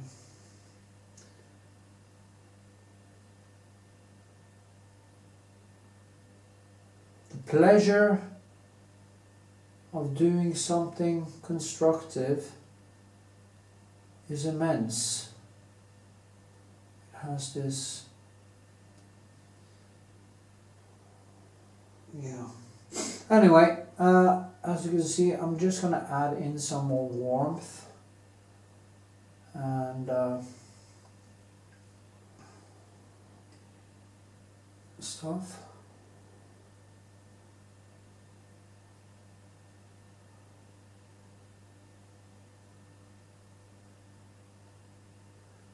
Now you come in from the side here, it's really difficult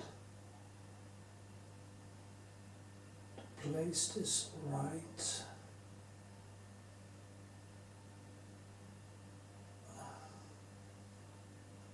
And up here. Now I'm using more broken colors, I'm not mixing in anything right now. Just gonna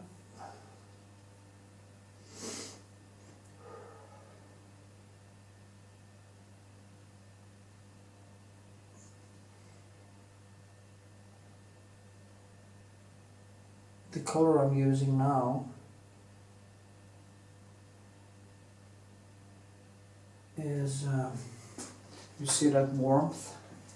It is already mixed. It is the Naples Gel Rodish Extra, and it's a Brilliant Gel Light. Those two is, one of them is kind of a reddish type, the other one is a warm yellow greenish, and together they actually seem to have this almost like a complementary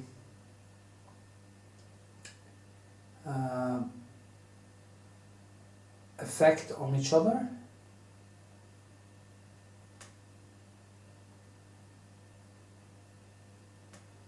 So yeah.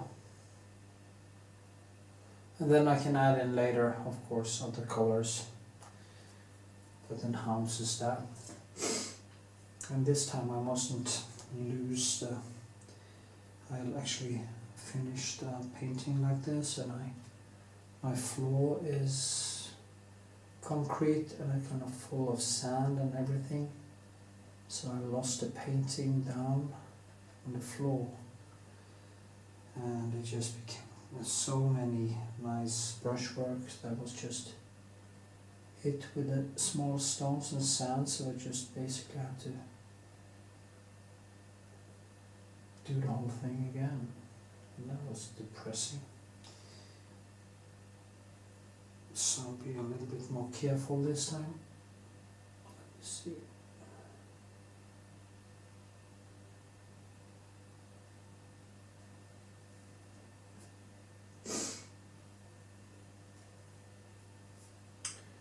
When there is a perspective like this, it is quite hard to see exactly how it is. But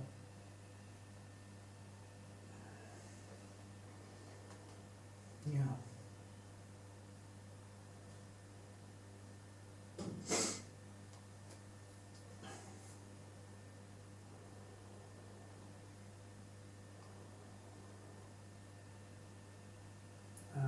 I know.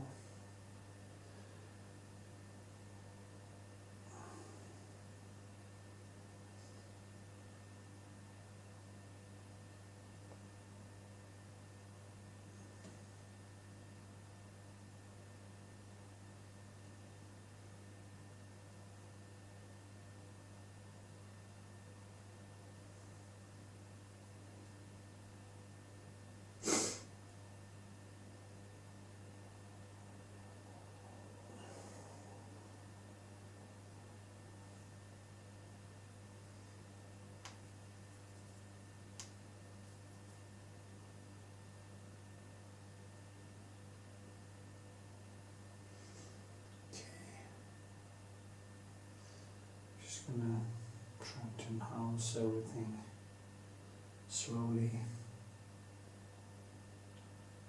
Clean it up actually. I think that is basically what I'm trying to do. But now I have to find the right colors and stuff. Today my eyesight is kind of, didn't sleep much, so my eyesight is a little bit off the chart, but I just need to focus the rest of me. See now.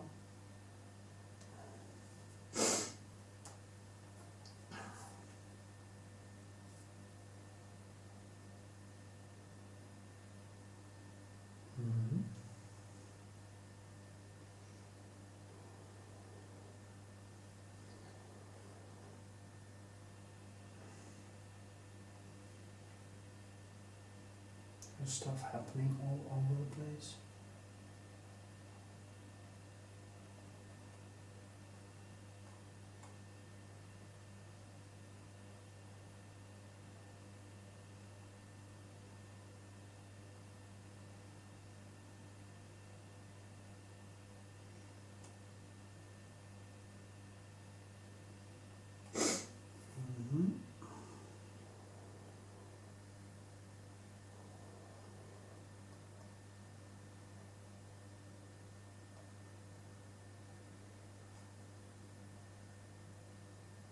It's funny how something that's small as this can at some point feel very big actually. You feel that it just overcomes you, because as you go into more detail, you really just keeps growing and growing and growing and kind of getting bigger and bigger.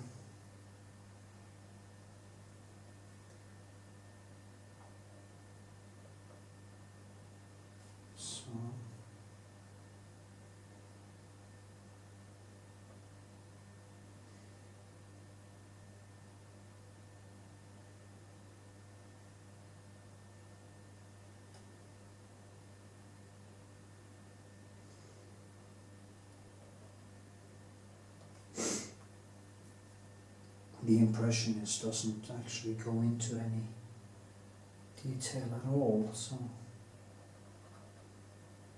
it's kind of a thing I do, I guess.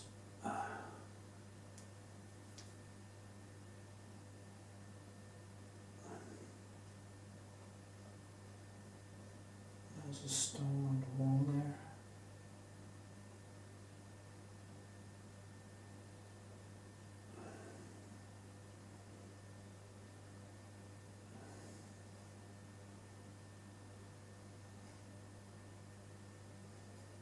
It's going to go out anyway.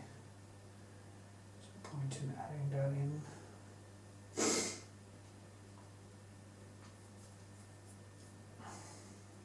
See now.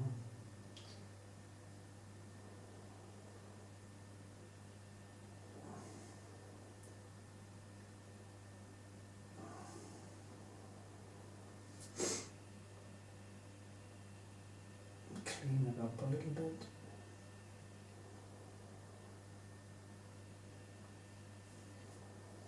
Sometimes things just becomes a bloody mess. Bloody mess.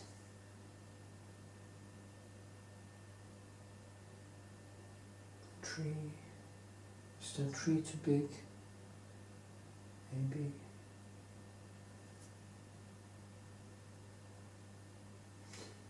So let me placed it a little bit wrong here. But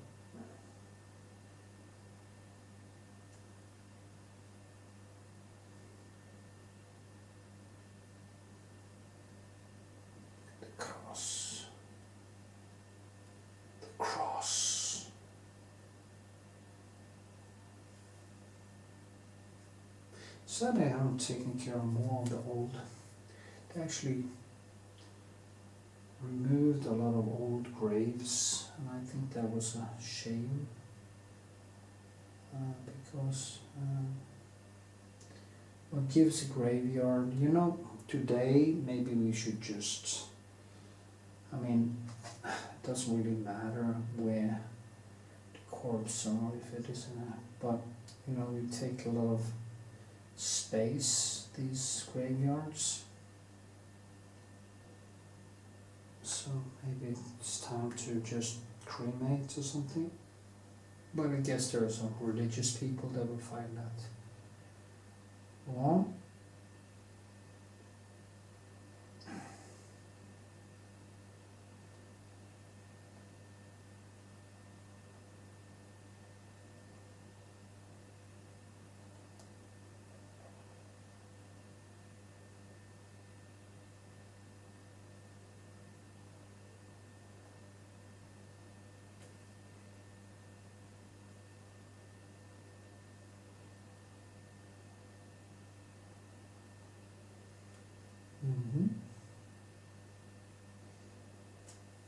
Yeah, it's a little bit better.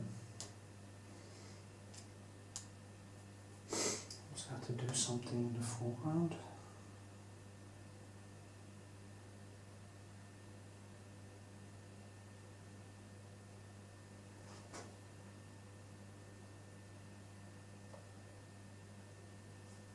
The good thing now is that actually these things are being put on top, and can also keep it down. You know, I did it too green in the beginning, it's very typical.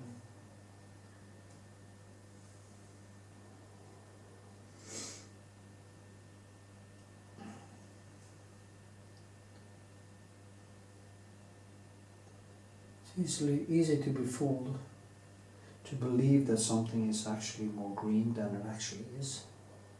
That's also because we have this, as I said before, we have a lot of cliches in our brains.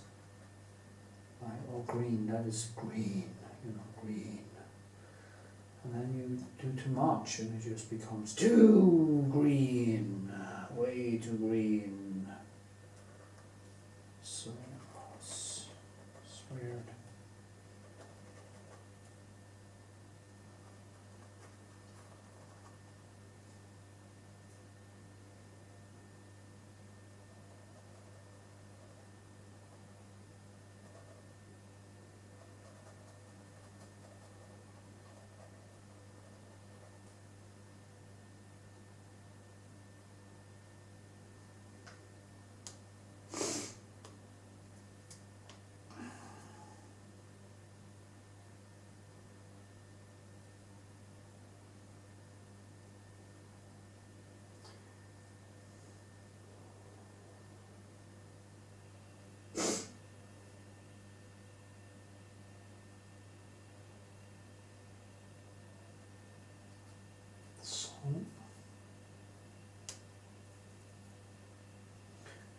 some more of that way more yellowish color over there. Warm, more red. It's kind of difficult because it's very blurry, and that's why I guess I just painted blurry. Some way of to do it.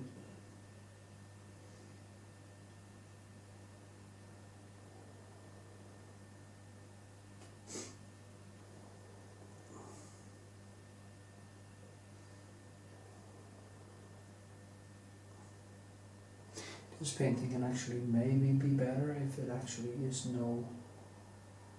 if there is no glaze, no, not glaze, but no varnish on it at all.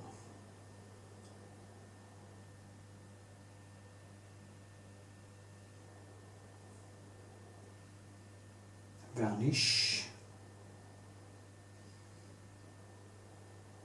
That was way too red.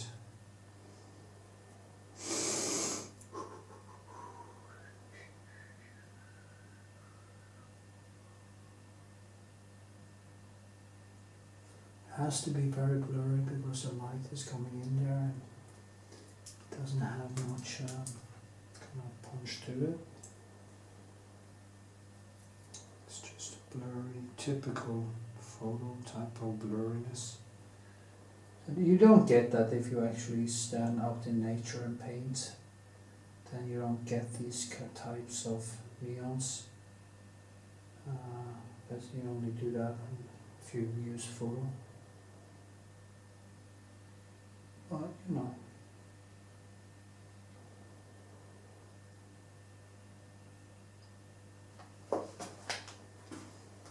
Let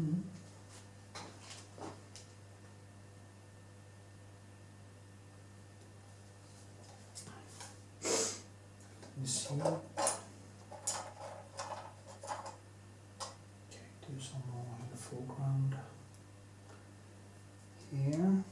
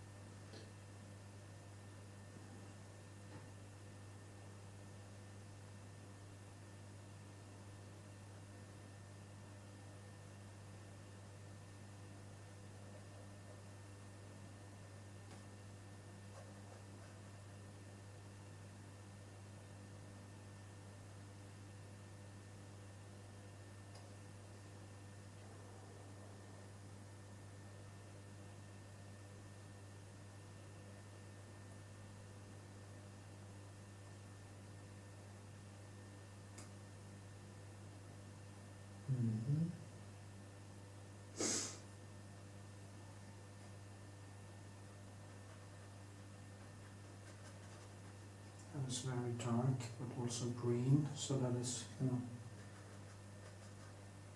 of fools me a little bit.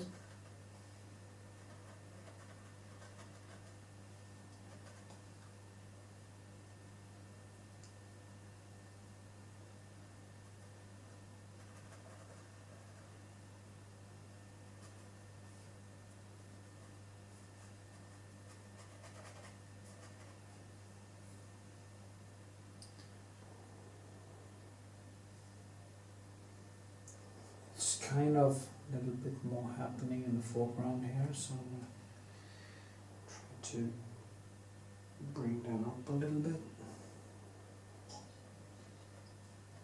Create some more depth in it that way. Also tone down some of the shadows. You know, there are very concrete shadows that will explain a lot of the shapes and stuff, so it's also a way.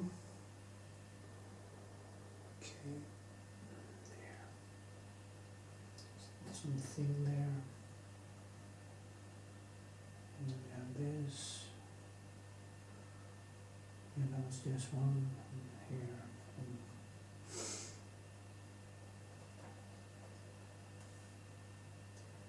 Shadows here. Here. Shadows down here. Yeah.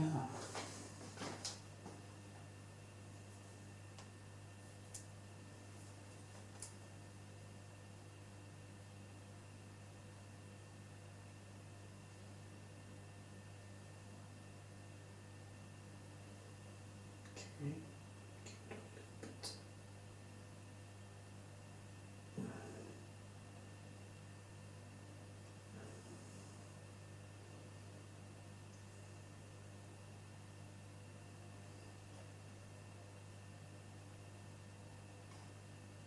Mm-hmm.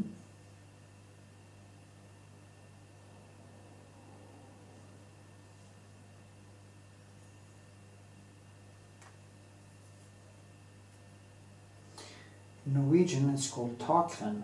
This is where the rain is kind of coming down from the roof. Takren. Roof drain, I think. Yeah, maybe roof drain would be the right word. Should say it in English.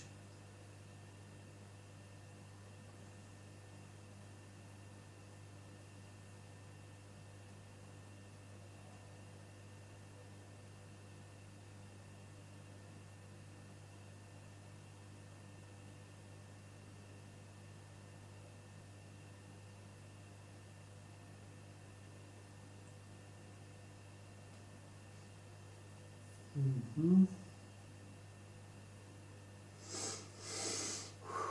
Wet and wet.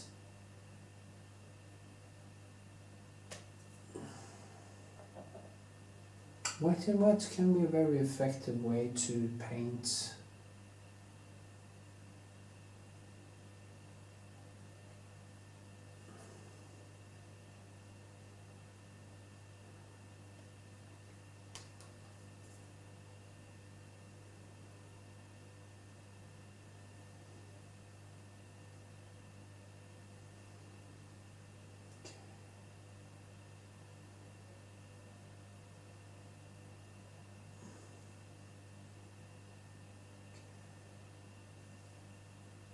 Maria Sinal.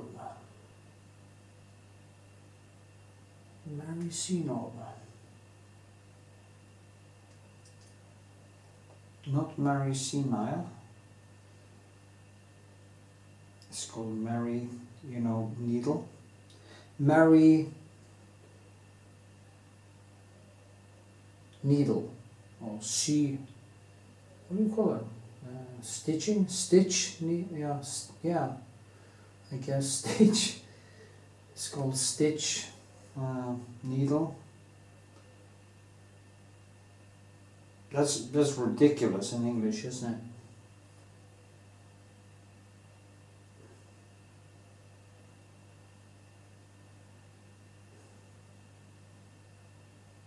You know, certain things you just can't translate into. Because it just sounds totally ridiculous.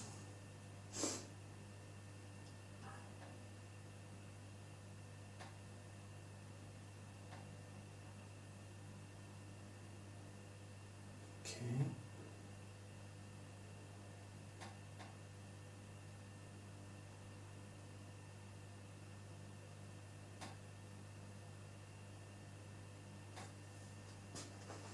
Mm-hmm.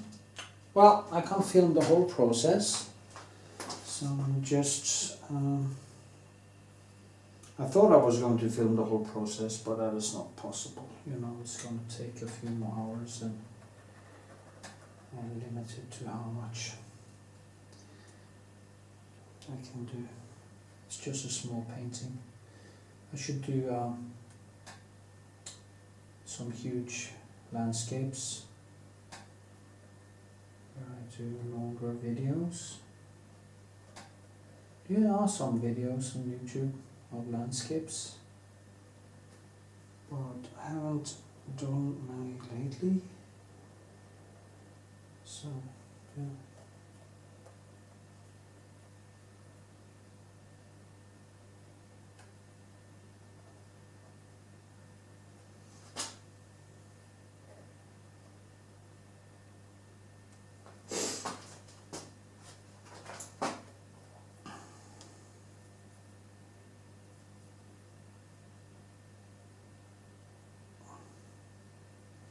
If I had gotten going a week earlier,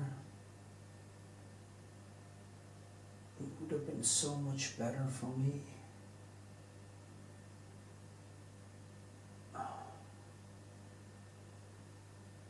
It's so stressful to kind of stand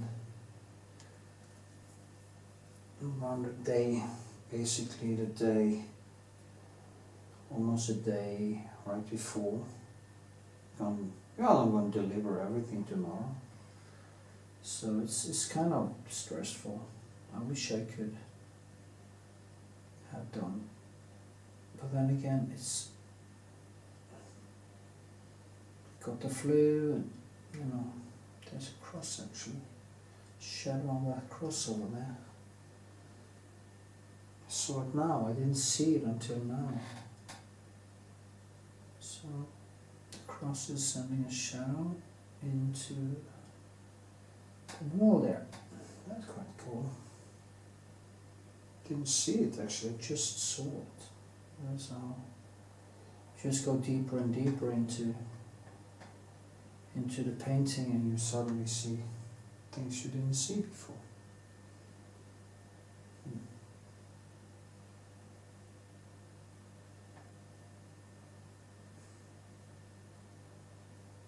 So, then I just have to work around it.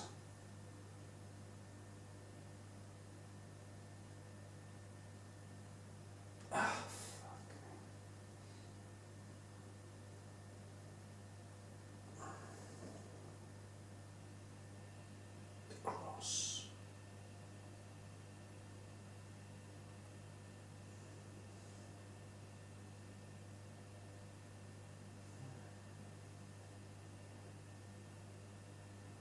Strange belief, I'd say.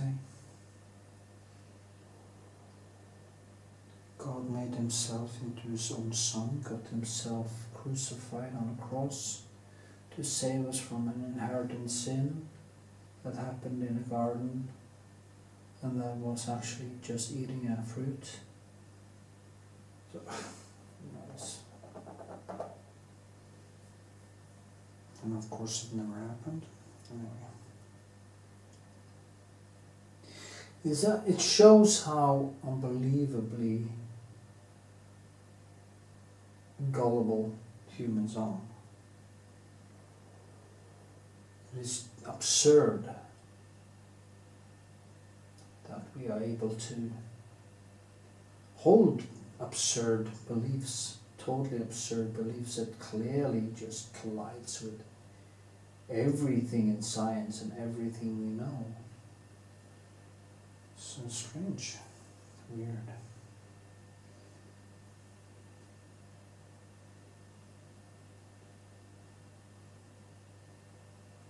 And I think you need to have some kind of a deeper introspection to understand how severe it actually is. It is quite severe actually. The delusions. Anyway, not to insult anyone. You know, Christians who are great people. I know people who call themselves Muslim. They're not great people.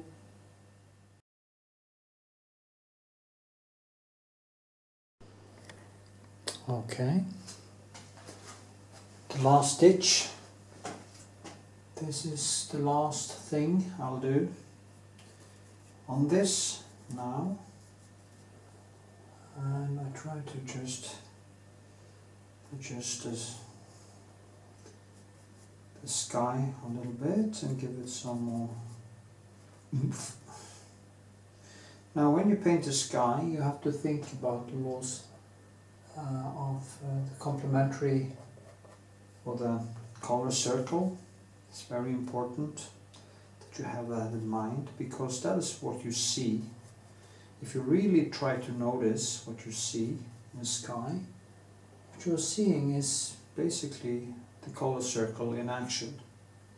That is purest you can actually get. You can't get more pure colors than when you look on the sky, and there are some clouds and there are different reds and greens and blue and everything that kind of compete with one another or complement each other. I guess that is more what's actually happening, that they're complementing. You know, nature isn't competing with anyone.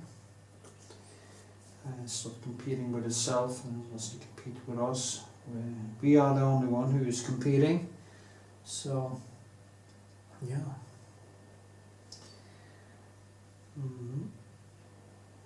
So just look to the sky and try to see if there is some yellow in there.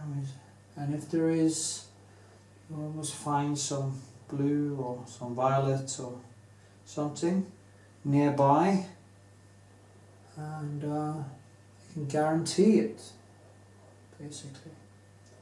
So when you understand that, it's much easier to use it, you know. So just kind of oomph it up a little bit here. So like this. So here.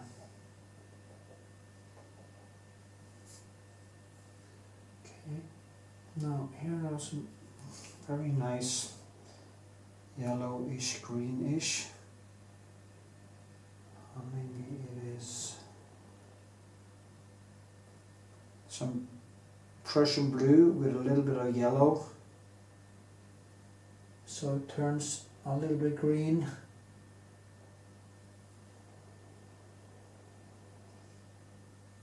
Let's see, like that. It's kind of a cloud. Now, you see there's red down here, and Prussian blue, there will always be some reddish somewhere, and I guess there will be probably up here somewhere, and that's what I see anyway. So you get these two complementing each other in a very nice way, so it kind of creates this almost motion. I've heard people have seen my paintings in real life. I think they do come better out like that in real life, because I do use the laws of nature very conscious, or the color circles. That my paintings actually feels like they are moving. There is something happening. And I think that is due to the way I use colors, that I actually use the color circle, and therefore you get this natural feel to it. So when light hits them in different light and stuff, my paintings are quite dramatically changing behavior in the colors. If it's evening, it's this kind of thing, is morning, is this. So that probably create that feeling of movement. Maybe I'm wrong, maybe I'm right. I think that sounds like a feasible explanation. I have done something wrong here with the distance between these two. It's kind of annoying, but I just have to live with it. Maybe that tree is drawn. I painted a tree a little bit too big, but screw it.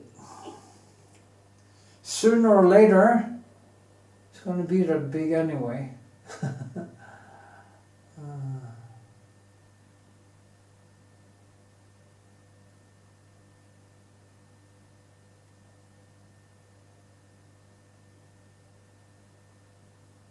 Yeah.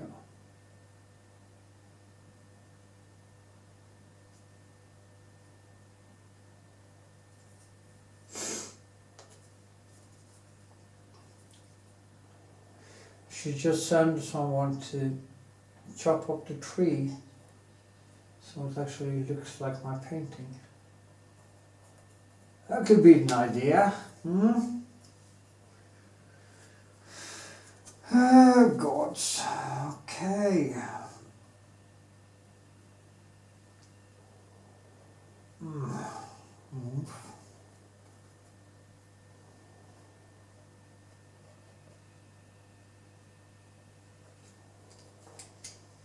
Be a little bit careful now, don't be cocky.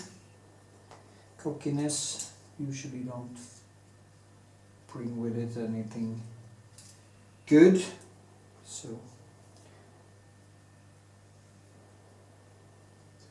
do not get cocky. Just wanted to have a little bit of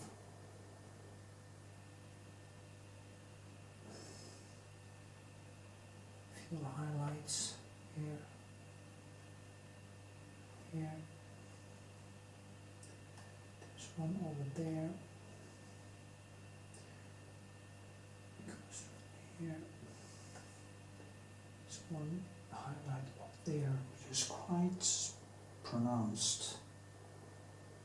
Actually.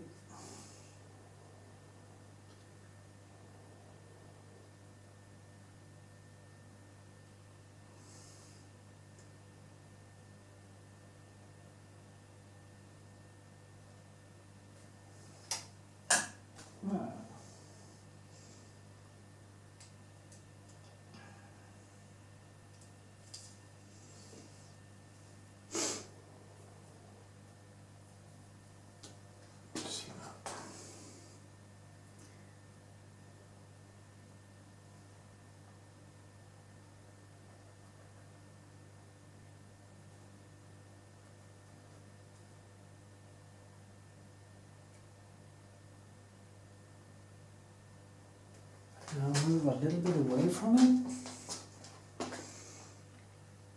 I actually do think that it's quite nice, quite dissolved. There has to be.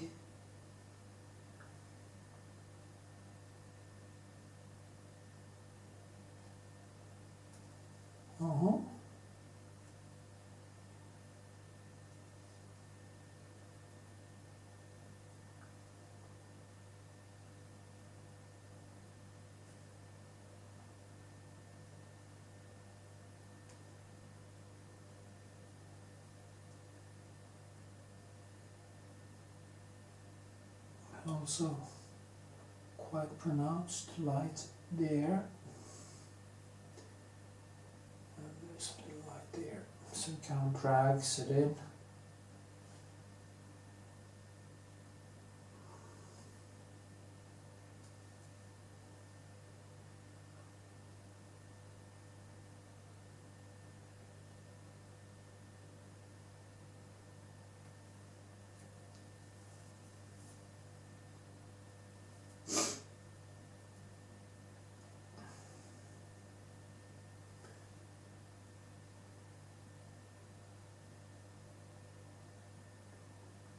So, okay.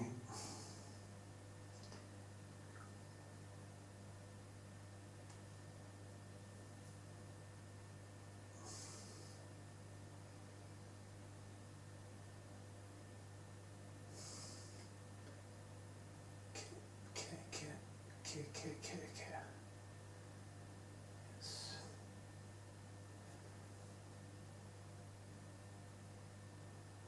Awesome things happening there, but there's so much in dark, so kind of doesn't make any sense starting to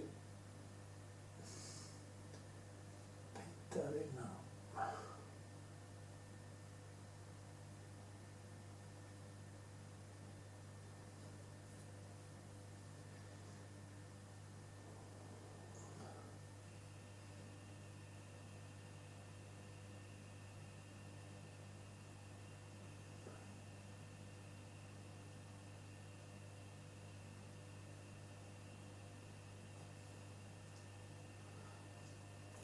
Cross was kind of funny.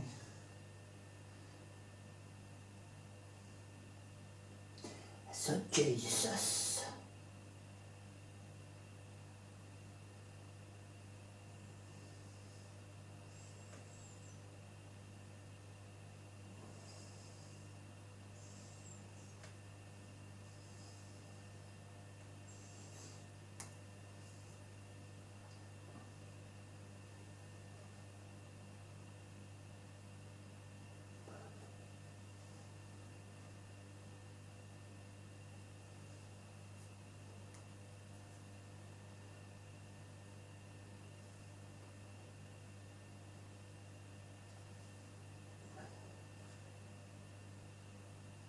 It's cool. It's cool, yeah. No, not really. See, I'm going manic again. I want this to be perfect. I wonder what is that decides when I think it's enough. Some inner voice says, you know what, enough already. I don't know.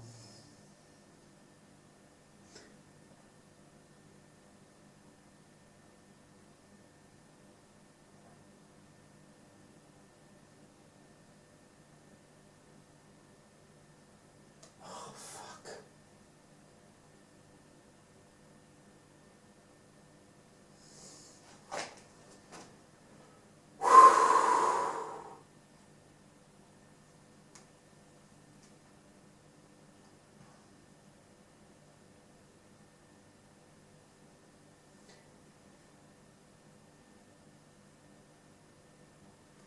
Okay.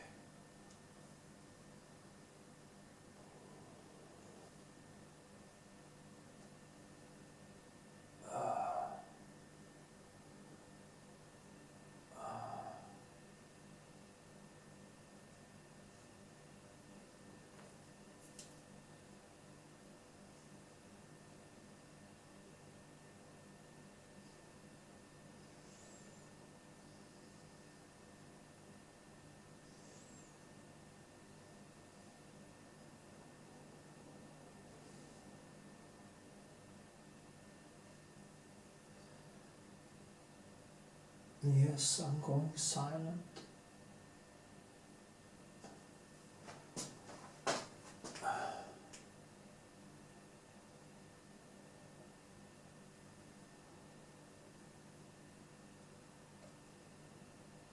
Oh.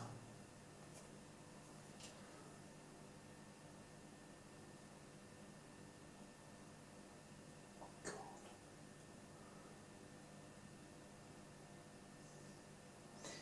By the gods. Odin, help me. Help me to stop.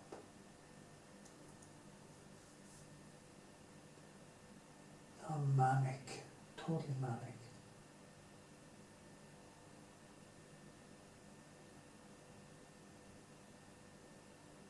No idea how this feels. Only one who can actually know how this feels are people who are like this.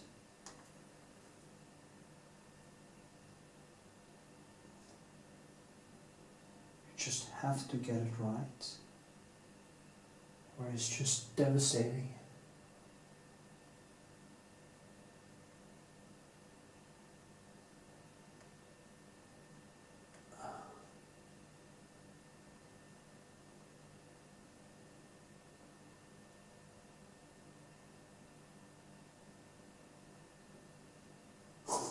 totally wrong.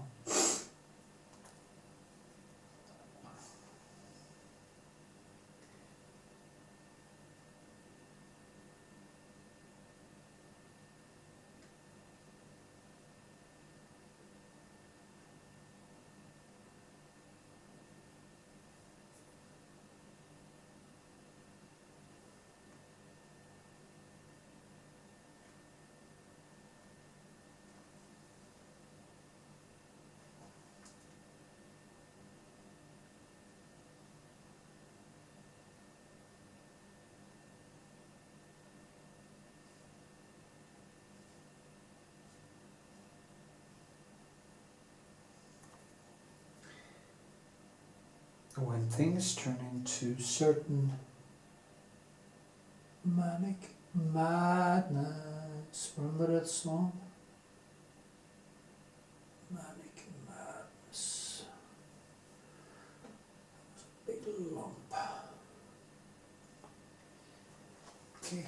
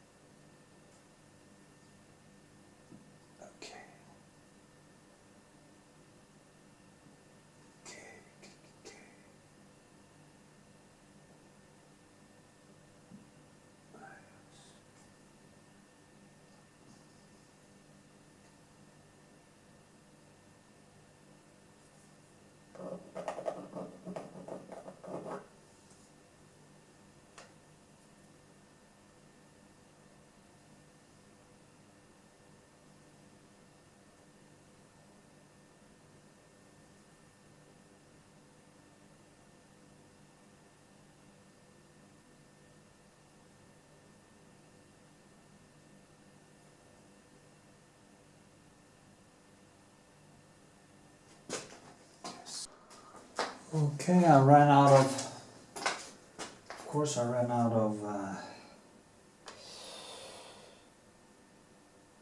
battery in last segment, but this is the last thing. I see there are some things here maybe that I could add in,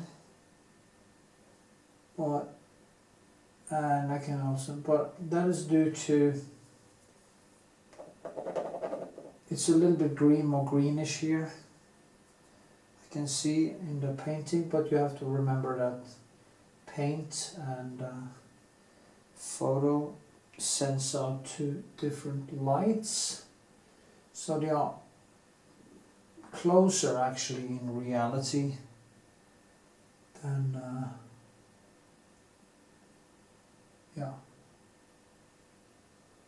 than what you see on the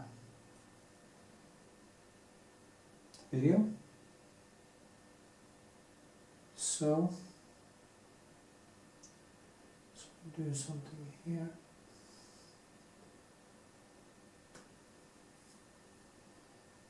Thought maybe up here a little bit. Like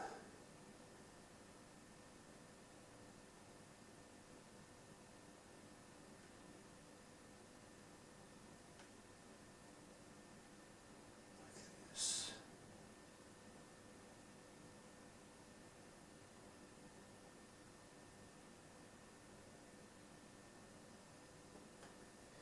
There's a tiny light coming exactly here, and there's this one, and there.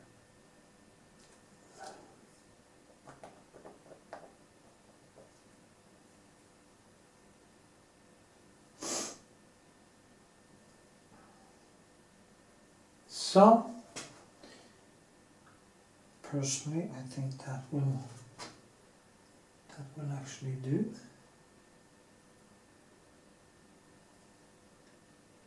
I did also sign it there.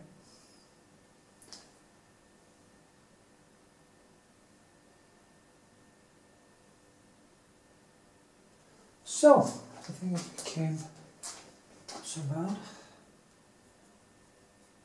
And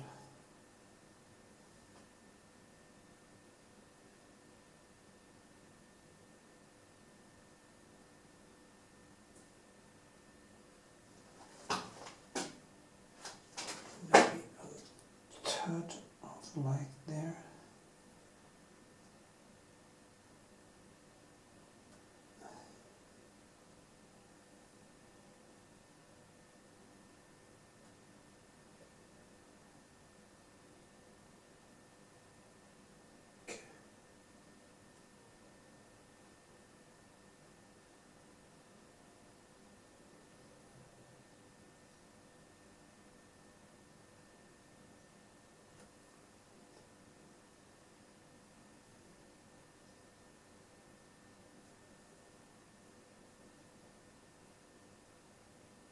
That is quite toned down anyway.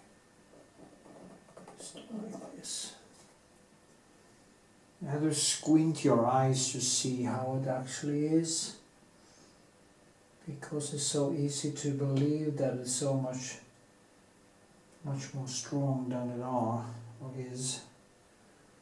So I mustn't be fooled. I mustn't let my eyes fool me, because they do that all the time. So,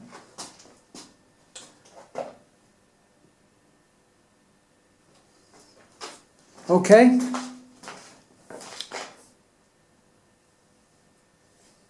Maybe there is something there. It's actually easier to see it in when I see it in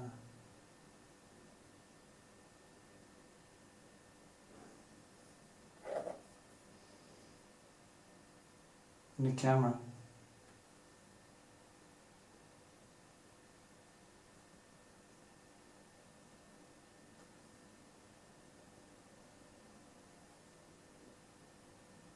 And it's so revealing also, so it makes you actually see where I go wrong.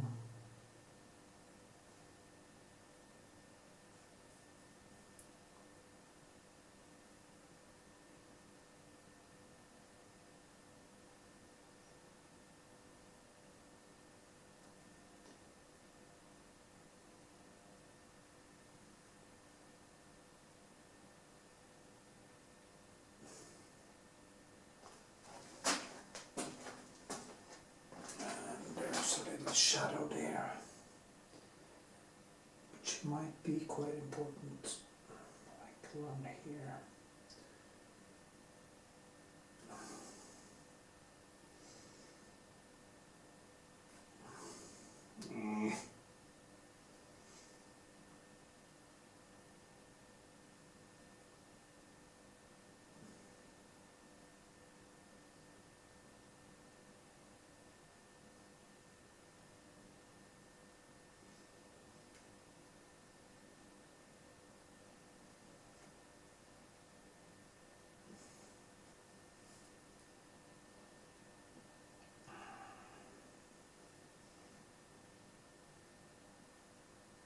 Okay.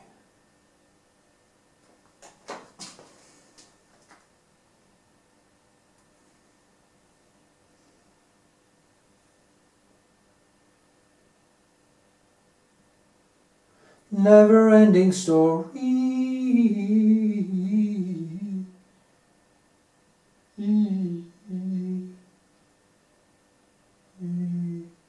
So, so.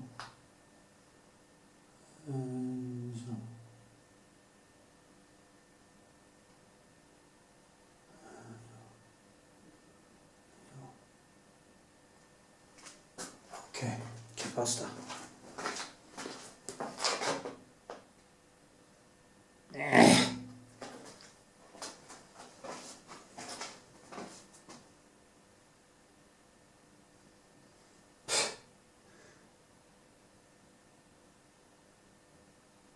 So,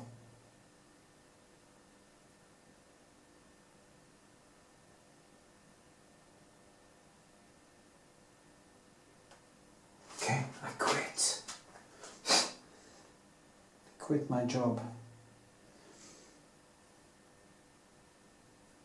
I think it's quite probably nice for you to see what happens when I get totally manic. This is how it is.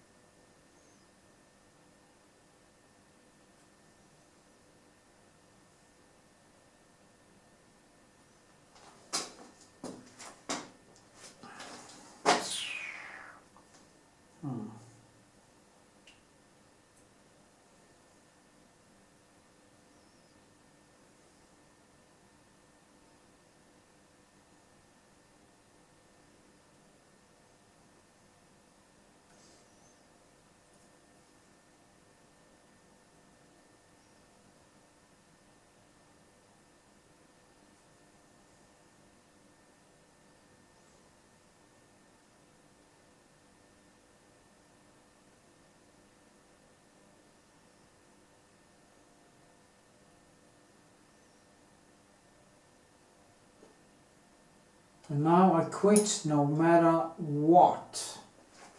Period. End of story. Done.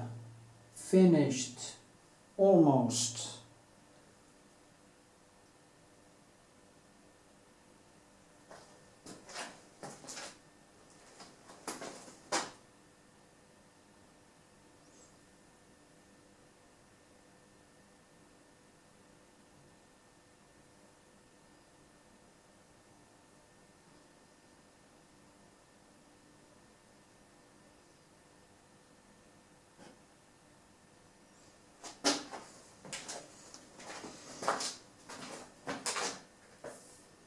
Yeah, okay, that looks good. So, here we are. I'm going to show you the painting. Actually looks quite good now. Okay, thanks for watching. Okay, here we are at the end of the video. And this is how it came out. It's not bad, I think. Fairly good. What to say, what to do. This is how it was, and this is how it came out. You can see the textures here and stuff. And I worked a lot of up the... Try to keep it opaque and very open at the same time as I have managed to catch the main motif, I think. Okay, thanks for watching. Check out my YouTube. Check out my Patreon. Sign up for $5 and I will teach you how to paint. Or 15 or 1,000, and anything helps. And remember, thumbs up, leave comments, and all that stuff. So. Okay, whoopsie daisy. Here you can see some of the textures and brushwork. As you can see, I'm knitting this together almost like it was made of wool. And the brushwork is just creating the whole thing. It's very rough and impressionistic. Now please go to my Patreon and sign up for $1.15. And I will teach you how to paint. And I also hope to see you in the next video.